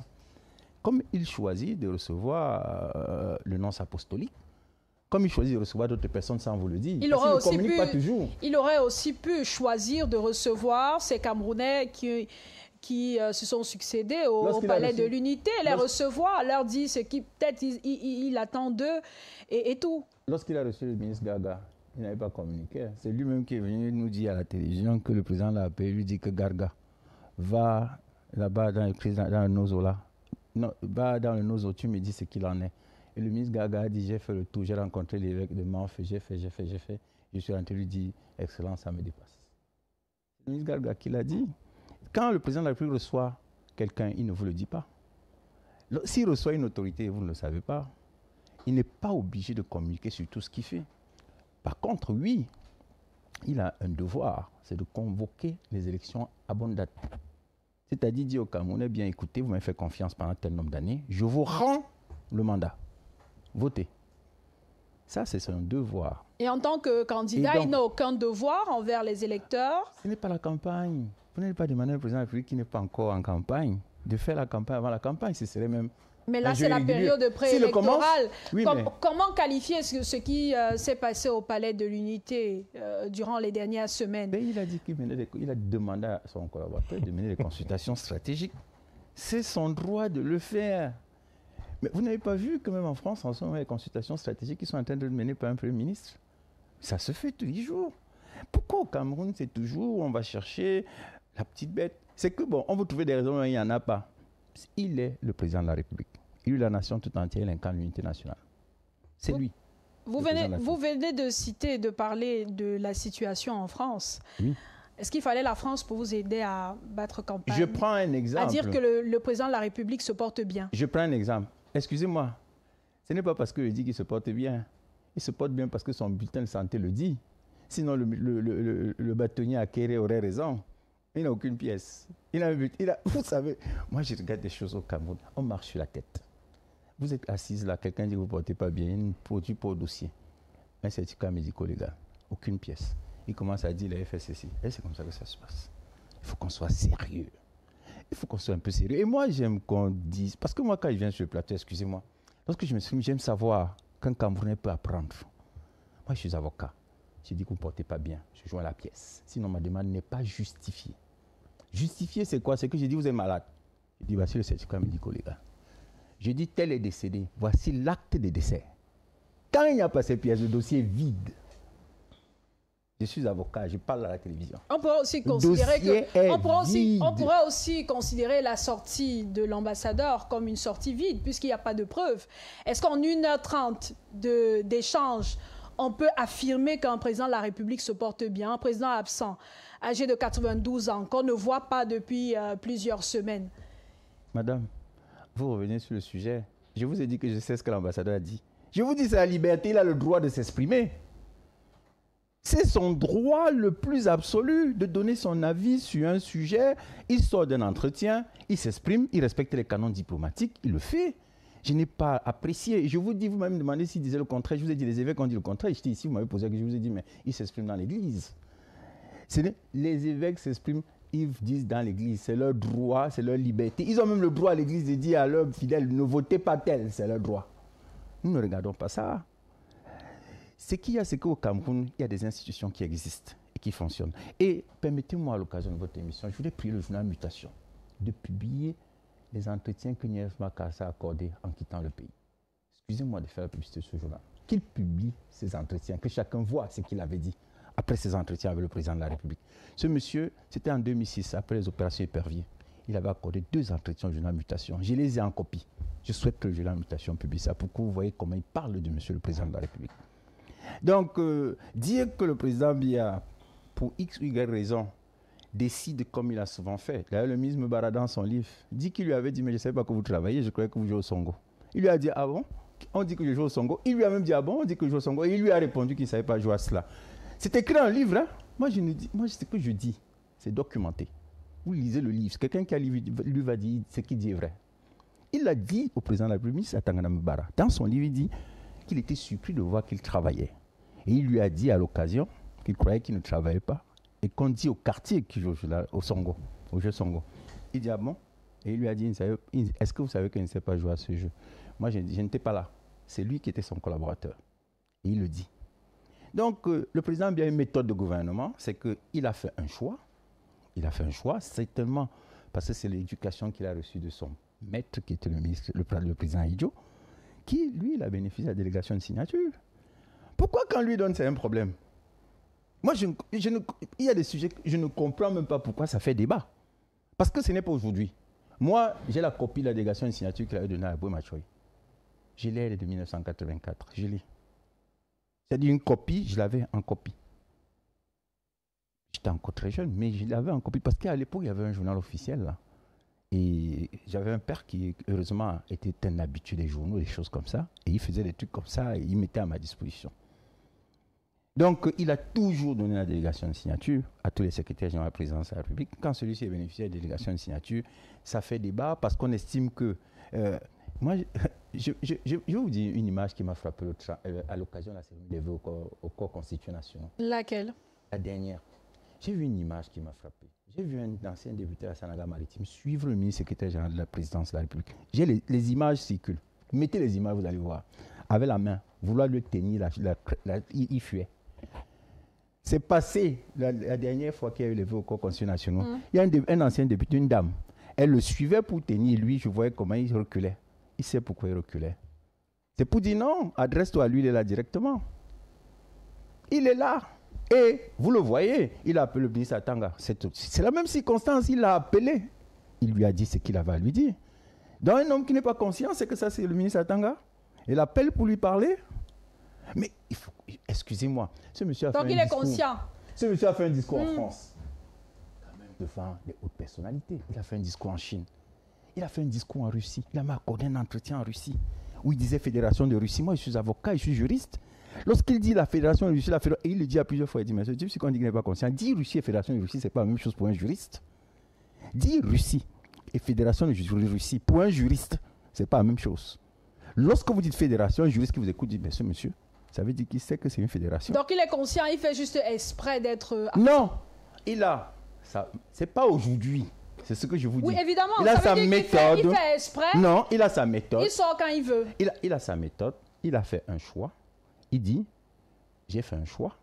je donne la délégation de signature à mon collaborateur qui travaille, qui, sur le plan pratique, et au premier ministre chef du gouvernement, qui, sur le plan pratique, parce qu'il a même répondu, je pense, à un entretien à Jeune Afrique, où il avait dit le président prend des décisions et le premier ministre est celui qui, sur le plan matériel.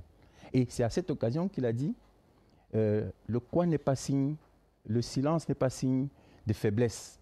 Ou le quoi, il avait une expression, une formule qui ne me vient pas tout de suite sur le plateau pour dire que l'agitation n'est pas signe de quoi? De vitalité. C'était un propos très fort. Donc, le connaître, c'est rentrer dans l'histoire de M. le Président de la République, essayer de voir comment il a gouverné le Cameroun jusqu'à aujourd'hui, et voir que c'est un monsieur qui, si ce que vous dites est vrai, c'est que ce monsieur était un prophète.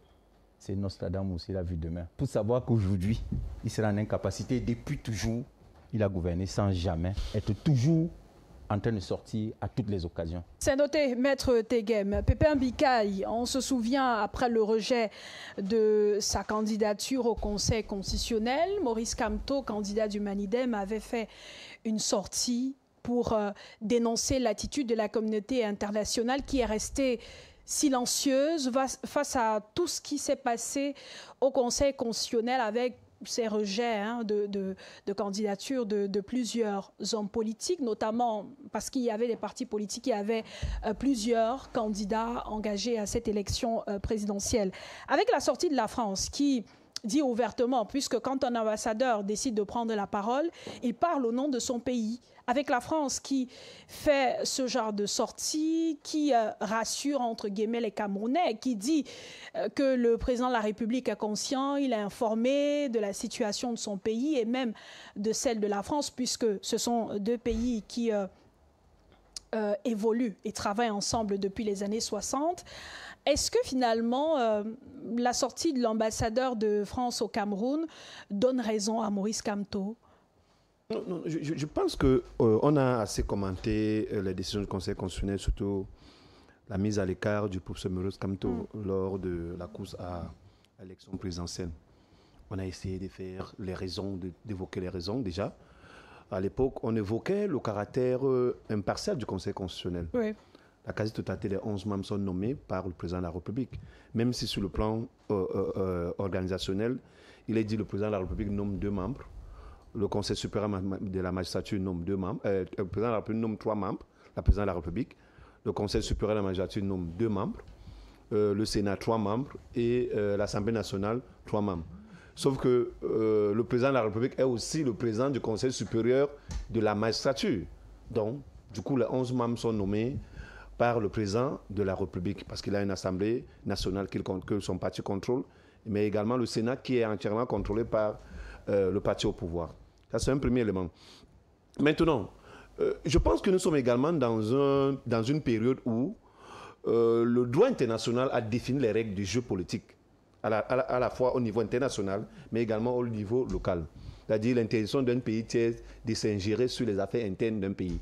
Donc, si le professeur Maurice Kamto a fait cette sortie sur ce prisme-là, lui, le juriste, je pense que c'est une faute. Moi, je n'ai pas lu cette sortie. Mais si c'est avéré qu'il a appelé à la communauté internationale en s'interrogeant pourquoi ce mutisme-là, c'est une faute. Tout comme c'est une faute de faire, en fait, c'est une faute pour l'ambassadeur de France au Cameroun de tenir ce type de commentaires. Maître Tegem, c'est un jugement. Et puis, on ne peut pas enfermer tout un pays dans du juridisme. Parce qu'à un moment, je convoque toujours sur ce plateau-ci le côté éthique. Est-ce qu'on ne peut pas pratiquer la politique en y mettant un peu d'éthique? Si on dit on n'a pas le droit de mettre d'éthique en politique, c'est également renvoyer un mauvais enseignement à nos petits frères qui sont derrière nous et qui peut-être arriveraient sur ce domaine à dire la politique n'a pas de règles. La seule règle, c'est la loi du plus fort. C'est de ça qu'il est question. C'est-à-dire sociologiquement, juridiquement, le débat n'a pas le droit d'être. Mais nous, on en convoque l'éthique. On a un président qui a fait 7 mandats, qui a 63 ans de haute administration, qui a formé autant de cadres de niveau supérieur et qui, au soir de sa vie, peut décider, définir un dauphin, homme ou femme, pour la continuité de son œuvre. Je pense que ce n'est pas rébarbatif. Ce n'est pas violent, ce n'est pas de la sauvagerie de le dire, ou alors ce n'est pas y apporter une preuve, comme disait Maître Tegem tout à l'heure, en nous cantonnant sur le juridisme par rapport à un bulletin de santé. Nous pensons que l'État doit continuer à être debout. Debout sur le prisme du Dauphinat, désigné par le chef de l'État, parce que c'est lui le grand maître, c'est lui le faiseur de roi, c'est lui le grand auditeur de toute cette technostructure qui l'entoure. Donc le président peut dire, mes chers enfants, à l'intérieur même de son appareil, sans convoquer l'opinion, je décide de m'y retirer. Mais voilà ma vision de l'État, de vous tous. Je pense que Maître Tegem a les épaules, capable de pouvoir rassembler. Et c'est à lui que je laisse les règnes de l'État. En fait, ce n'est pas une originalité camerounaise. Est-il encore possible je dis ce n'est pas une originalité camerounaise. Ça s'est toujours fait comme ça depuis la création du monde. Donc ce n'est pas une fabrication du Cameroun. Et c'est à ce niveau que tout est grippé. Parce que maintenant, l'opinion de tel peut peser pour ou contre un certain clan. Tout à l'heure, Jonathan insiste sur le ministre Tiroma. Mais moi, je peux dire que le ministre Tiroma n'est pas sincère sur la base des éléments que lui-même il convoque pour son analyse. À côté de ça, le ministre Tiroma est un fruit de la France. Il est ingénieur des chemins de fer, il a été formé en France. Donc, il y a un certain nombre de relations qui lient le ministre Tiroma à la mère patrie. Une présence du ministre Tiroma, dans les locaux, dans les locaux de l'ambassade de France, pour moi, ce n'est pas anodin. N'oubliez pas que le général Machan a reçu le ministre Tiroma à Yaoundé. Donc, ça veut dire que les relations entre l'oligarchie... les relations entre l'oligarchie camerounaise et l'oligarchie française, vous n'allez pas les désunir sur ce plateau. Il y a toujours de très bonnes relations entre les dirigeants français et ceux du Cameroun depuis au moins l'indépendance du Cameroun. Je ne parle pas de la période d'indépendance qui s'est soldée par un massacre qui a récemment... Non, en fait, moi, je ne suis pas un panafricaniste. Je ne soutiens pas ce courant. Parce que j'estime que ce courant n'est pas assez courageux pour aborder un certain nombre de thématiques. C'est-à-dire que c'est des gars qui essaient un peu de se voiler la face. Au Cameroun, ils vont te dire non, le président Biya est tellement panafricaniste, mais j'étais le propre à un autre président qui lui fait la même chose. Que non, lui, il est un taquet de la France. C'est une analyse, à géométrie variable. C'est la France-Afrique. C'est une analyse à géométrie variable pour la quasi-totalité des panafricains de l'heure. Parce que le panafricanisme, lui, il est né au début des années 60 avec les Kwame Nkrumah, avec les Sékou Touré. Ils avaient une vision, peut-être pas assez rebelle, mais la thématique posée permettait de pouvoir préserver les intérêts des pays africains. Maintenant, il y a un autre élément que Jonathan ne veut pas convoquer. Vous voyez, on a deux sous-régions, la sous-région Afrique de l'Ouest et la sous-région Afrique centrale. Quand vous observez très bien le management, la gouvernance, en fait, l'approche managériale de la France en Afrique de l'Ouest, vous voyez que là-bas, ils ont lâché de l'Est. Ah bon? Par contre... Ils ont lâché ou ils ont été rejetés? Non, attends. Vous voyez que là-bas, ils ont lâché de l'Est. Je vais y arriver. Par contre, au niveau de l'Afrique centrale, il y a une sorte de conservatisme qui règne, peut-être lié aussi à la culture. Difficilement en Afrique centrale, dans nos us et coutumes, le chef n'abdique pas.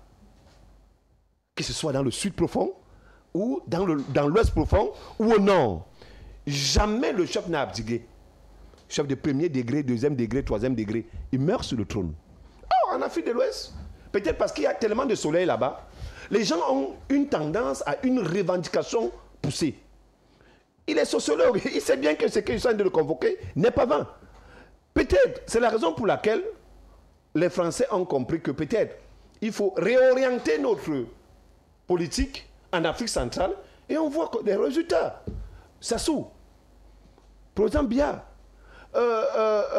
au Gabon, au Tchad, il a dit tout à l'heure, le Tchad en avril 2021, avant le décès du président tchadien, était doté d'une constitution.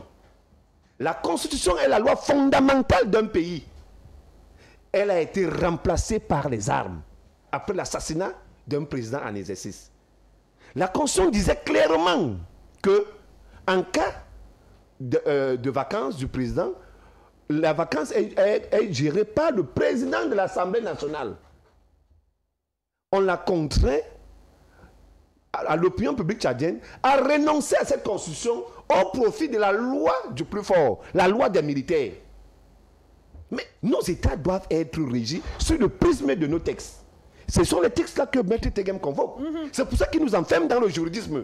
Mais il ne faudrait pas que ces textes deviennent des simples papiers quand les intérêts des uns et des autres sont menacés. Jonathan veut réagir 1 minute, puis Roland Sapi. Il veut réagir juste à la suite de Pépin, oui. Oui, je suis toujours un peu amusé de voir que parfois, nous, Africains, on convoque nos textes comme étant des éléments sacrés. On dit non, il faut respecter les textes. Non, le Tchad, suivez l'interview de M. Idriss Déby, mon frère Pépin. La dernière interview d'Idriss Déby, il dit même la révision de la Constitution. Il dit, moi, je ne voulais plus faire de mandat. Mais la France m'a dit, il faut réviser ces statuts, cette constitution, et y intégrer de nouvelles dispositions qui te permettent d'être candidat. Il dit, je leur ai même dit, je n'ai pas quelqu'un pour rédiger. La France a dit, on t'envoie les intellectuels pour. Qui désacralise nos textes? C'est d'abord la France.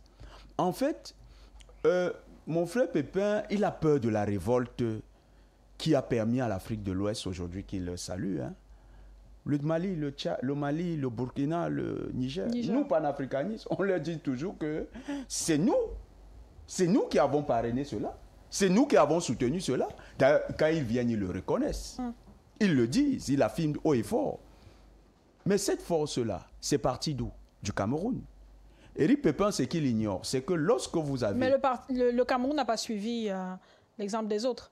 C'est ce qu'on les reproche. Malheureusement, la masse critique est entraînée par le discours de mon frère Éric Pépin et peut-être celui de M. Tegem, de Maître Tegem. C'est quel discours?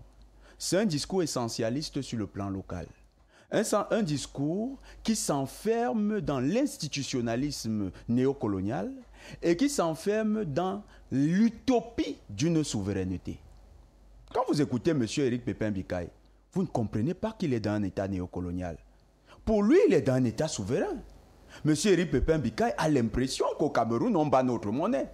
Il a l'impression que le budget du Cameroun est validé par l'État du Cameroun. Je tiens à rappeler qu'avant que le budget ne soit défendu devant l'Assemblée nationale, le ministre des Finances doit soumettre ce budget à un représentant du FMI. Et c'est lorsque c'est validé que ce budget est finalement soumis à l'Assemblée nationale. Ça veut dire quoi?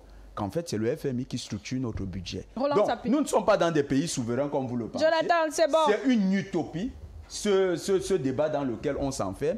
Et malheureusement, beaucoup d'opposants, beaucoup d'hommes politiques, et même la société civile, c'est ce qu'elle sait au Cameroun. Et malheureusement, c'est ça qui fait que les Camerounais ne suivent pas encore totalement, même si on a beaucoup de panafricanistes camerounais. Oui, Roland Sapi. Je voudrais d'abord qu'on se mette au même niveau d'information. Ici, on est en train de parler de la sortie d'un ambassadeur de la France du Palais de l'Unité qui parle d'un candidat à l'élection présidentielle au Cameroun. Nous ne parlons pas de l'ambassadeur qui parle du président de la République.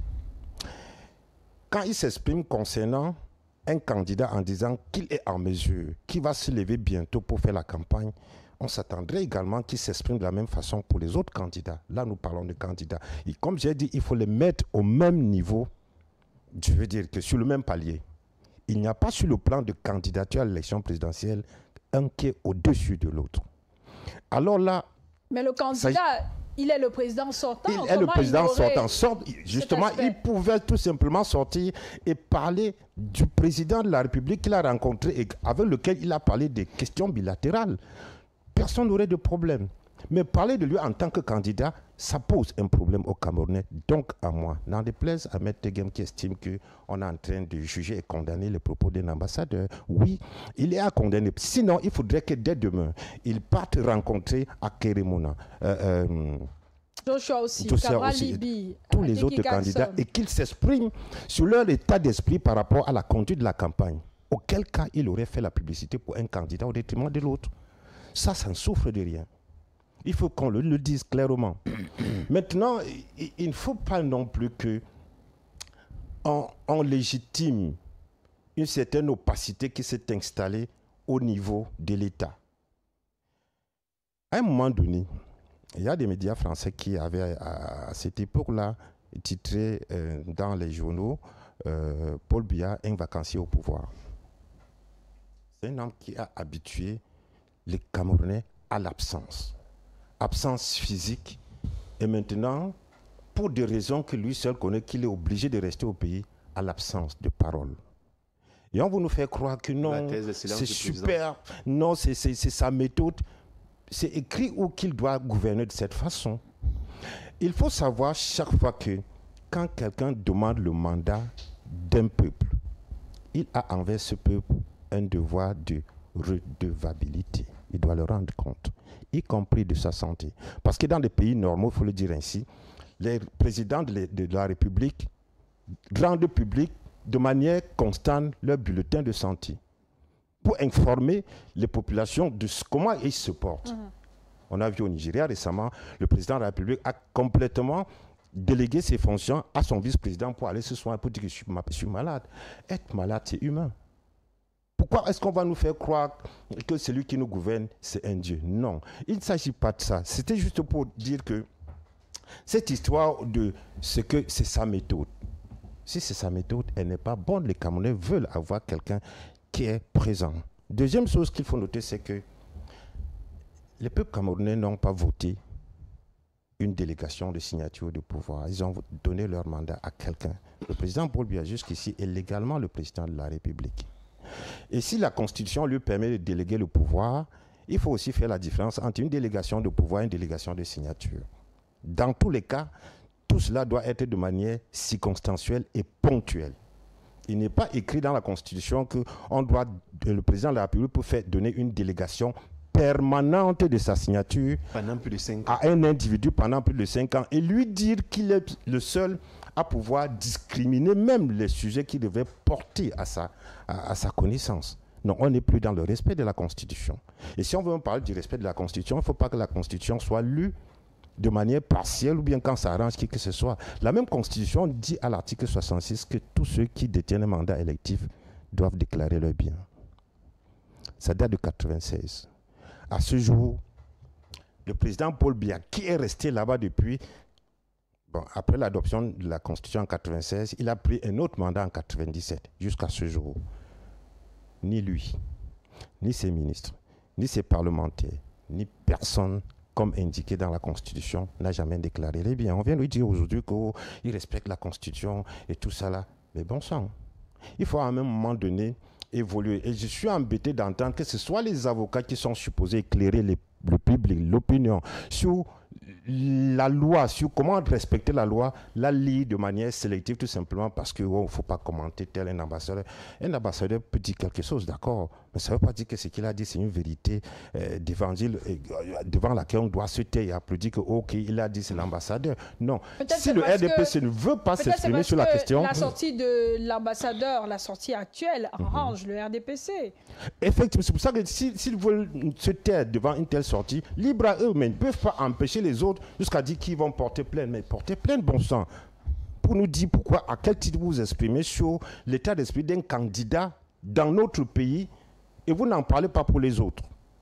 Non, il faut à un moment donné arrêter. Il faut aider le Cameroun à sortir d'une certaine léthargie dans laquelle on est installé depuis. Et puis aujourd'hui, il prend l'exemple de ce que, par le passé, il y a l'ambassadeur Neil Marcas des États-Unis et autres qui ont parlé de l'état de santé après lui avoir rendu visite, sauf que le contexte n'était pas le même. Malheureusement, aujourd'hui, on parlait de l'élection présidentielle. Ceux-là allaient rendre visite au président de la République. Ils sont sortis, ils ont parlé du président de la République. Ils ne se sont jamais exprimés sur l'état d'esprit d'un candidat. Ça, il faut faire la différence. Donc, il faut à chaque moment... C'est pour cela que je dis qu'il faut faire la différence entre le président de la République, Paul Biya, et le candidat à l'élection présidentielle, Paul Biya. Quand on veut s'adresser à l'un et à l'autre, effectivement, il y a des usages. Mais on ne peut pas confondre le candidat au président de la République parce que sinon, on va justement nous expliquer, nous légitimer le fait que ce soit à la présidence de la République qu'on soit en train de recevoir des personnalités ou bien des délégations pour la pré-campagne. À ce moment-là, peut-être Med va encore nous dire que c'est constitutionnel. Non, c'est le parti qui est en train de préparer la candidature de son candidat. Le parti a un siège comme tous les autres partis. Il faudrait qu'on respecte le minimum à ce niveau-là. Tout à l'heure, Roland Sapie, vous disiez que ce n'est pas bien, disons-le ainsi, qu'un représentant diplomatique vienne ouvertement apprécier un candidat, le soutenir, dire qu'il se porte bien, ainsi de suite. Mais est-ce que ce soutien verbal garantit forcément la victoire? Pas du tout, sauf que cela a une influence, bien entendu. Je vous ai dit que c'était d'abord un message à ses collègues ambassadeurs. Première chose. Deuxième chose, ça influence, qu'on le veuille ou pas. Il ne faut jamais négliger le pouvoir. Il faut jamais négliger le pouvoir de la parole. Mais première chose, le peuple qui vote. Cela va de soi. Mais je dis bien, il ne faut jamais négliger le pouvoir de la parole. Première chose. Deuxième chose, il ne faut jamais négliger la source de cette parole. Ce que l'ambassadeur de France dit sur le perron du Palais de l'Unité, ce n'est pas la même chose qu'un fonctionnaire du ministère va le dire. Si c'était un fonctionnaire qui avait parlé ici, on n'en ferait pas un débat. C'est parce que, justement, il y a une charge symbolique très, très importante dans la fonction d'ambassadeur encore de la France au Cameroun. Et ça, on ne peut pas le passer par perte et profit. Il faut bien en tenir compte. Il faut bien qu'on comprenne qu'il ne le dit pas de manière anodine. Ça, c'est clair. Donc, aujourd'hui, une fois de plus, je sais pas, il ne faut pas être sorcier, comprenons les choses simplement. L'ambassadeur de France est sorti du Palais de l'Unité. Il a dit que M. Paul Biya va sortir très prochainement pour commencer à faire la campagne. Il a trouvé un homme conscient qui maîtrise les dossiers de son pays et tout, et qu'il est en forme, il est encore en capacité de continuer à gérer le pays. Pourquoi est-ce qu'il n'en dit pas pour autant? Il n'en dit pas autant pour il y a 11 candidats. Pourquoi est-ce qu'il n'en dit pas pour Thomas Henault? Pourquoi est-ce qu'il ne dit pas pour les autres? Donc ça, c'est des questions essentielles sur lesquelles nous nous interrogeons, et on ne peut pas nous empêcher de penser ou bien de dire que là, il s'agit une fois de plus d'une ingérence de la puissance coloniale sur nos affaires internes. Maître Tegem, tout à l'heure, avant, vous allez réagir à la suite de Maître Tegem, Jonathan Batengene. Jonathan revenait sur la nature des relations entre la France et plusieurs pays africains, notamment ceux de l'Afrique de l'Ouest. À la suite aux sorties de cette audience, on n'a pas entendu l'ambassadeur faire le point de la situation, dire si effectivement les accords seront renouvelés, si tout va bien entre Paris et Yaoundé. On a juste vu un ambassadeur qui s'est mis dans la peau du médecin, du président de la République, en disant qu'il se porte bien, qu'il va mener sa campagne, ainsi de suite. Aujourd'hui, est-ce que le fait qu'on ait un ambassadeur, même s'il est arrivé en fin de séjour, le fait qu'il ne parle pas de la situation entre le Cameroun et la France ne devrait pas aussi nous inquiéter, même si les panafricanistes estiment que il n'y a rien à dire à propos parce que ça ne va pas tellement bien entre Paris et Yaoundé. Il n'est pas dans les usages diplomatiques de révéler et continuer les entretiens entre un ambassadeur. Mais donner un aperçu au moins. Mais il a dit que nous avons causé la coopération entre nos deux pays. Et la suite, c'est quoi? Mais vous me demandez la suite à moi, l'ambassadeur, comme vous me demandez de vous dire ce que l'ambassadeur dit. Moi, je soutiens... On aurait bien voulu avoir une suite. Excusez-moi, les Camerounais vont s'exprimer d'ici le 12 octobre. Et il y a un président de la République en fonction. Il sait de quoi il est question. Il sait comment va la coopération entre les deux pays. Moi, je ne suis pas... Au RDPC, nous ne savons pas rentrer dans ce qui ne nous concerne pas. Nous avons fait un choix au RDPC, nous faisons confiance au président de la République. C'est un choix qu'on a fait. Mais si quelqu'un veut être candidat, personne n'en empêche. Si quelqu'un veut être candidat, personne n'en empêche. Mais au RDPC, nous soutenons la candidature du président Biya. C'est notre candidat. Nous soutenons sa candidature. Même si vous ne le voyez pas. Excusez-moi, nous ne soutenons pas voir le président, nous soutenons un homme d'expérience. Nous soutenons l'expertise, nous soutenons l'ancienneté, nous soutenons la sagesse, nous soutenons le service de l'État. La servitude au service de la grandeur du Cameroun, c'est ce que nous soutenons. Donc nous préférons avoir un homme d'expérience, un homme sage, un homme qui peut tenir le gouvernail, qui peut s'entretenir avec un ambassadeur, et l'ambassadeur en sort ravi. Maintenant, si ça gêne M. Roland Tchapi, qu'un ambassadeur s'exprime au point où il estime qu'au sorti d'un entretien avec un président de la République, devient un entretien avec un candidat, c'est un véritable problème. C'est un monsieur que j'ai beaucoup de respect. Mais justement, il ne peut pas sortir d'une entrevue avec le président de la République et parler du candidat. C'est ce que je suis en train de dire. Roland Tchapi, s'il vous plaît, permettez qu'il termine. J'ai beaucoup de respect. J'ai beaucoup de respect pour monsieur Roland Tchapi. Je voulais lui dire, et franchement, je vous félicite. Vous faites une chronique tous les matins, c'est pas donné. Messieurs, s'il vous plaît, on ne parle pas au même moment. Oui, allez-y, maître. Vous avez dit que je suis avocat et que notre devoir, c'est de former les masses. Il faut dire aux jeunes qui écoutent l'émission que c'est un travail que vous faites. Et ce travail, le jeune doit s'en inspirer. Merci. Mais écoutez, moi, je ne suis pas... Non, moi, je reconnais les mérites des uns et des autres. Le faire tous les matins, ce n'est pas donné. Il faut se réveiller tous les jours et penser. Et ça, vous le faites, c'est un mérite. Aux jeunes qui écoutent l'émission, voilà l'école. Apprendre des aînés qui travaillent tous les jours pour faire une chronique tous les matins. Ça, il faut le dire. Merci de me canoniser en direct. La chronique qui est diffusée sur Radio Balafon. Quand j'ai fini de le dire, j'ai dit aux jeunes, fais attention, ne pas copier ce monsieur. Lorsqu'il... Mais il y a... Monsieur, il y a... Vous savez, Laurent Fabius avait dit, l'homme est ambivalent. C'est-à-dire qu'un homme est capable de deux situations qui vous étonnent. Voilà un monsieur qui fait des chroniques, mais vient sur un plateau de télévision, un ambassadeur s'exprime. Il estime que c'est scandaleux qu'un ambassadeur s'exprime. Non, en fait, c'est extraordinaire. Une opinion sur le candidat. À pouvoir partager cette opinion et sur les autres. Mais vous avez décidé de taper sur lui et de protéger. Visiblement. Messieurs, s'il vous plaît. On est dans un contexte. L'ambassadeur a été reçu par. Et on est dans un contexte démocratique. Un monsieur sort d'un entretien, lui veut lui emprunter les mots, il emploie son vocabulaire. Et au RDPC, nous le comprenons. Je vous dis encore une fois, l'Église catholique s'est exprimée. J'étais sur ce plateau, elle le sait. J'ai dit, ils ont le droit. On est en démocratie. Les gens doivent s'exprimer. Vous avez même dit tout à l'heure que j'enferme tout dans le juridisme. Non, j'ai dit que vous avez le droit de vous exprimer. On est dans un contexte démocratique. Et dans ce contexte, il n'est pas normal qu'on empêche quelqu'un de dire ce qu'il pense. Donc, nous pensons au RDPC que... Et puis, la loi sur les biens, je vois que vous en parlez. Depuis quelques jours, je me suis vu vos chroniques, il y a quelques jours, vous en parlez. Mais monsieur, la Constitution est de 1996. Oui, je le dis, mais en 2006, nous avons fait une loi. Oui. Mais c'est une évolution. Ça veut dire qu'il y a une volonté d'évoluer. 10 ans après. Mais dites quand même qu'il y a une volonté d'évoluer. Et après la loi, qu'est-ce qui s'est passé? On est en train de réfléchir sur le décret. C'est ça. Il sortira. Les choses se font en leur temps. Donnez-nous le temps de travailler. Nous y réfléchissons. Et si demain les Camerounais nous font confiance le 12 octobre, parce comme que nous le vous souhaitons... pourrez ne plus avoir ce temps. C'est pourquoi je le dis. Si les Camerounais nous font confiance, nous n'avons jamais dit que nous avons gagné avant. Ça fait 19 ans. S'ils continuent à nous faire confiance, nous allons travailler pour que le décret d'application sorte. Et nous leur disons déjà qu'ils s'approprient la loi, parce qu'il faut commencer par s'approprier la Constitution, la loi, et respecter les institutions. J'entends ici tout à l'heure, vous avez un nouveau panélisme, écriture du Conseil constitutionnel, écriture du Conseil supérieur de la magistrature. Si on ne respecte pas nos institutions, ils veulent encore... Non, je vais finir. Non, permettez. Nous allons mettre en place, Dieu voulant, enfin, avec la volonté des Camerounais, s'ils nous font confiance, la commission de déclaration des biens. Vous allez encore dire le président a nommé.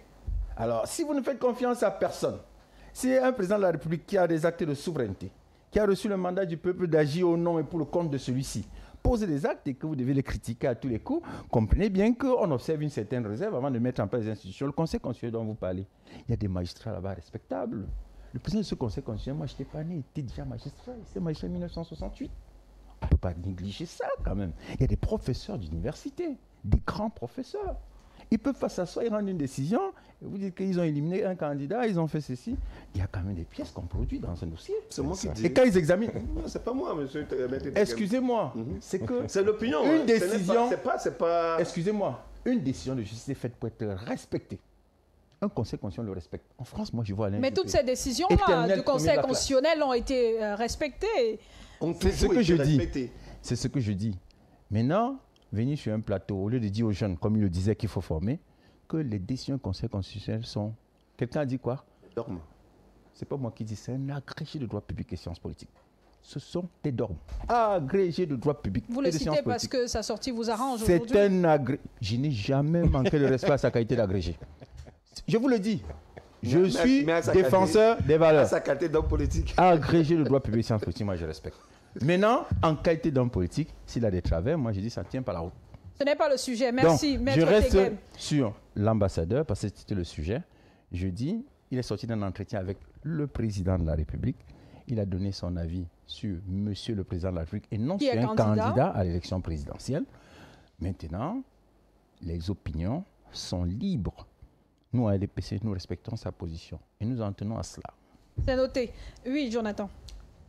Déjà, je ne serais pas d'accord avec une sortie de l'ambassadeur de France en matière d'ingérence dans les affaires internes du Cameroun. À ce niveau, je serais intransigeant, mais il faut contextualiser. Monsieur Thierry Marchand n'est pas entré de les rencontrer le candidat du RDPC. C'est deux choses différentes. Il est en fin de mission. Il rencontre le chef de l'État dans une audience qu'il a certainement demandée au préalable. Et quand il a été reçu en audience, ils ont un échange qu'ils ont eu. Mais comme il était le principal artificier de la thèse que le chef de l'État est incapable de gouverner, d'ailleurs, vous avez vu, M. Bikaï a confirmé. C'est une affirmation. Il a confirmé que M. Tiroma est venu lui-même dans les locaux du consulat de France. Donc, dans les locaux où M. Marchand pouvait dire « Moi, je ne suis pas d'accord avec, je suis quand même aussi un soutien de M. Biya. M. Tiroma, ne le faites pas ici. » Non, il a dit « Monsieur, faites-le là. » Donc, il était d'accord avec cette perspective, mais il a vu que sa thèse est erronée. Et il arrive. C'est une manie très française, cette manœuvre-là. C'est que lorsque l'État français a perdu sur un dossier, il donne l'impression d'être encore dans le dossier. La déclaration, et vous avez bien fait de poser l'autre question, pourquoi il ne s'exprime pas sur l'état des relations entre le Cameroun et la France? Dans son ordre de mission... Justement, ou sur son séjour, il pouvait par exemple dire qu'il est très content d'avoir travaillé avec le peuple camerounais, ainsi de suite. En fait, la France, il montre que désormais la France sent qu'elle n'a plus les coudées franches au Cameroun. Même dans la manipulation des hommes politiques. Je vous ai dit que leur poids lourd, j'ai cité des faits. William Bourdon, Dupont-Moretti, ils étaient au Cameroun. C'est les avocats des gens qui sont au Cameroun, qui étaient dans la vie politique. C'est les avocats de l'État français. Monsieur Dupont-Moretti, actuellement, est l'avocat du couple Macron contre Candace Owens aux États-Unis. Donc, si Dupont-Moretti vient quelque part, ne croyez pas que c'est une mince affaire. Il est venu pour un candidat qui a été, effectivement, M. Bikaï. Ça fait le buzz. Les gens aiment bien ça. Pourquoi? Parce qu'on a servi aux Camerounais beaucoup de buzz. Et on leur fait croire que leur vie politique, c'est du buzz. Et on a créé les communautarismes. Ceux qui ont créé les communautarismes, ce que vous appelez souvent tribalisme, en politique, comme idéologie finale, qui est surtout un moyen de division pour mieux s'approprier le Cameroun, c'est la France. C'était le plan de M. Marchand. Ça a échoué. Et comme ça a échoué, M. Marchand, il veut maintenant se racheter. Il sort d'un entretien. Et ça, normalement, je salue qu'on est condamné. Mais la façon de condamner, on ne peut pas lui donner le crédit qu'il veut se donner. Ce n'est pas lui qui met le président Paul Biya en capacité d'être candidat. Le RDPC a mis Paul Biya en capacité d'être candidat. Ils ont dit que il est capable, il est valable, qu'il a il a tout ça. Vous avez suivi tout à l'heure le plaidoyer de Maître Tegem, c'était tout à fait clair. Mais le RDPC l'a fait. Qu'est-ce que M. Marchand veut réinventer? Pourquoi il se permet ce droit-là? Nous leur donnons parfois trop d'importance, alors que la France vient de connaître un échec cuisant. M. Marchand a été incapable de relancer la coopération sécuritaire et de défense, ce qui était sa mission principale entre le Cameroun et la France. Cet échec-là, il a voulu assurer la coordination de la supervision de la succession Paul Biya. Ça a échoué. M. Marchand est en situation d'échec. Quand il sort, il est un mauvais perdant qui donne l'impression qu'en fait, il est encore dans le jeu. Il n'est plus dans le jeu. Celui qui arrive, lui également va perdre. Parce que nous, panafricanistes, on ne va pas faire comme le RDPC qui fait un peu de... c'est la politique politicienne. C'est-à-dire, ils disent, bon, non, nous on respecte, on est là, c'est leur droit. Mais nous, panafricanistes, on a un engagement, c'est de continuer le combat des pères fondateurs du Cameroun, ceux qui ont dans l'upécisme fondamental bâti l'âme de ce pays. Nous allons continuer à défendre le Cameroun. Nous allons aller porter encore la voix du Cameroun contre ce nouvel ambassadeur. Parce que le Cameroun est toujours en guerre contre l'impérialisme français. Et je m'étonne qu'un jeune comme mon frère Bikaï soit en train de minimiser le poids de la France-Afrique au point de dire la France-Afrique, lui, ça ne le gêne pas. Mais c'est aussi ça, une certaine jeunesse camerounaise. Vous dites que c'est une stratégie voilée de la France. Bon, si effectivement c'est la France qui dit ouvertement qu'elle soutient le Cameroun et qu'on est derrière des relations qui sont plus ou moins stables, qui se portent plus ou moins bien, à quoi s'attendre avec ce soutien de la France? À la réélection automatique du président de la République? L'ambassadeur de France qui s'exprime devant le président de la République parle aux représentants des Camerounais. Il ne s'adresse pas à un candidat en particulier. Donc, il n'a aucun poids dans le cadre de l'élection. Tous les candidats jouissent de leur crédibilité indépendamment de cette déclaration. Et d'ailleurs, je ne connais pas une élection où quand l'ambassadeur de France a fait une déclaration, ça a influencé l'opinion. Au contraire, si l'ambassadeur de France s'affiche clairement derrière un candidat, les Camerounais qui sont profondément upécistes, parce que les Camerounais sont profondément upécistes, ce candidat va perdre l'élection. Si l'ambassadeur de France s'affiche clairement derrière un candidat en disant « c'est notre candidat », eh bien, il vient de signer son échec. Donc, si la France est consciente de ça, elle essaye de jouer par d'autres moyens. Monsieur Marchand a perdu. Il est en situation d'échec. Il maquille son échec avec une déclaration qui n'est même pas à propos parce qu'il sort d'une réunion où on parlait des relations Cameroun-France. Il sort, il s'improvise médecin. Ce n'est pas son rôle. Mais on a vu aussi le président de la France devenir interprète à Etoudi. Donc, la France est toujours en train de nous servir le ridicule. Vous voyez que vous riez. Le ridicule. Et puis, le hors-sujet, là où elle aurait simplement pu jouer son rôle de partenaire ou de pays avec lequel le Cameroun coopère. Pépin Bikaï, selon Jonathan Batengene, ce n'est pas l'ambassadeur français qui s'adressait au candidat, mais il s'adressait plutôt à un président de la République, bien qu'il soit le président sortant. Malgré cela, est-ce qu'une sortie comme celle-là ne va pas jouer sur l'électorat? En fait, Jonathan et Maître Tegem nous servent le puneux débat sur la différence entre le RDPC et l'État. Et là, on n'a jamais été capable de trancher qu'est-ce qu'est l'État, qu'est-ce qu'est le RDPC. Il n'y a pas une distinction entre le chef de l'État du Cameroun et le candidat du RDPC dans ces circonstances. L'ambassadeur de France, en audience à la présidence de la République, après la convocation du corps électoral, devrait avoir un langage plus soigné. Peut-être dans son interview revenir sur le bilan. Tout à l'heure, Jonathan le dit très bien. Il avait une mission avancée, relancer la coopération militaire entre la France et le Cameroun. On a l'épineux problème du franc CFA. On a l'épineux problème de la sortie des pays africains du franc CFA. Il y a la situation même de Boko Haram. On a la situation de Boko Haram, c'est-à-dire qu'une situation qui incombe au premier chef à un militaire de carrière, qui est l'ambassadeur Thierry Marchand.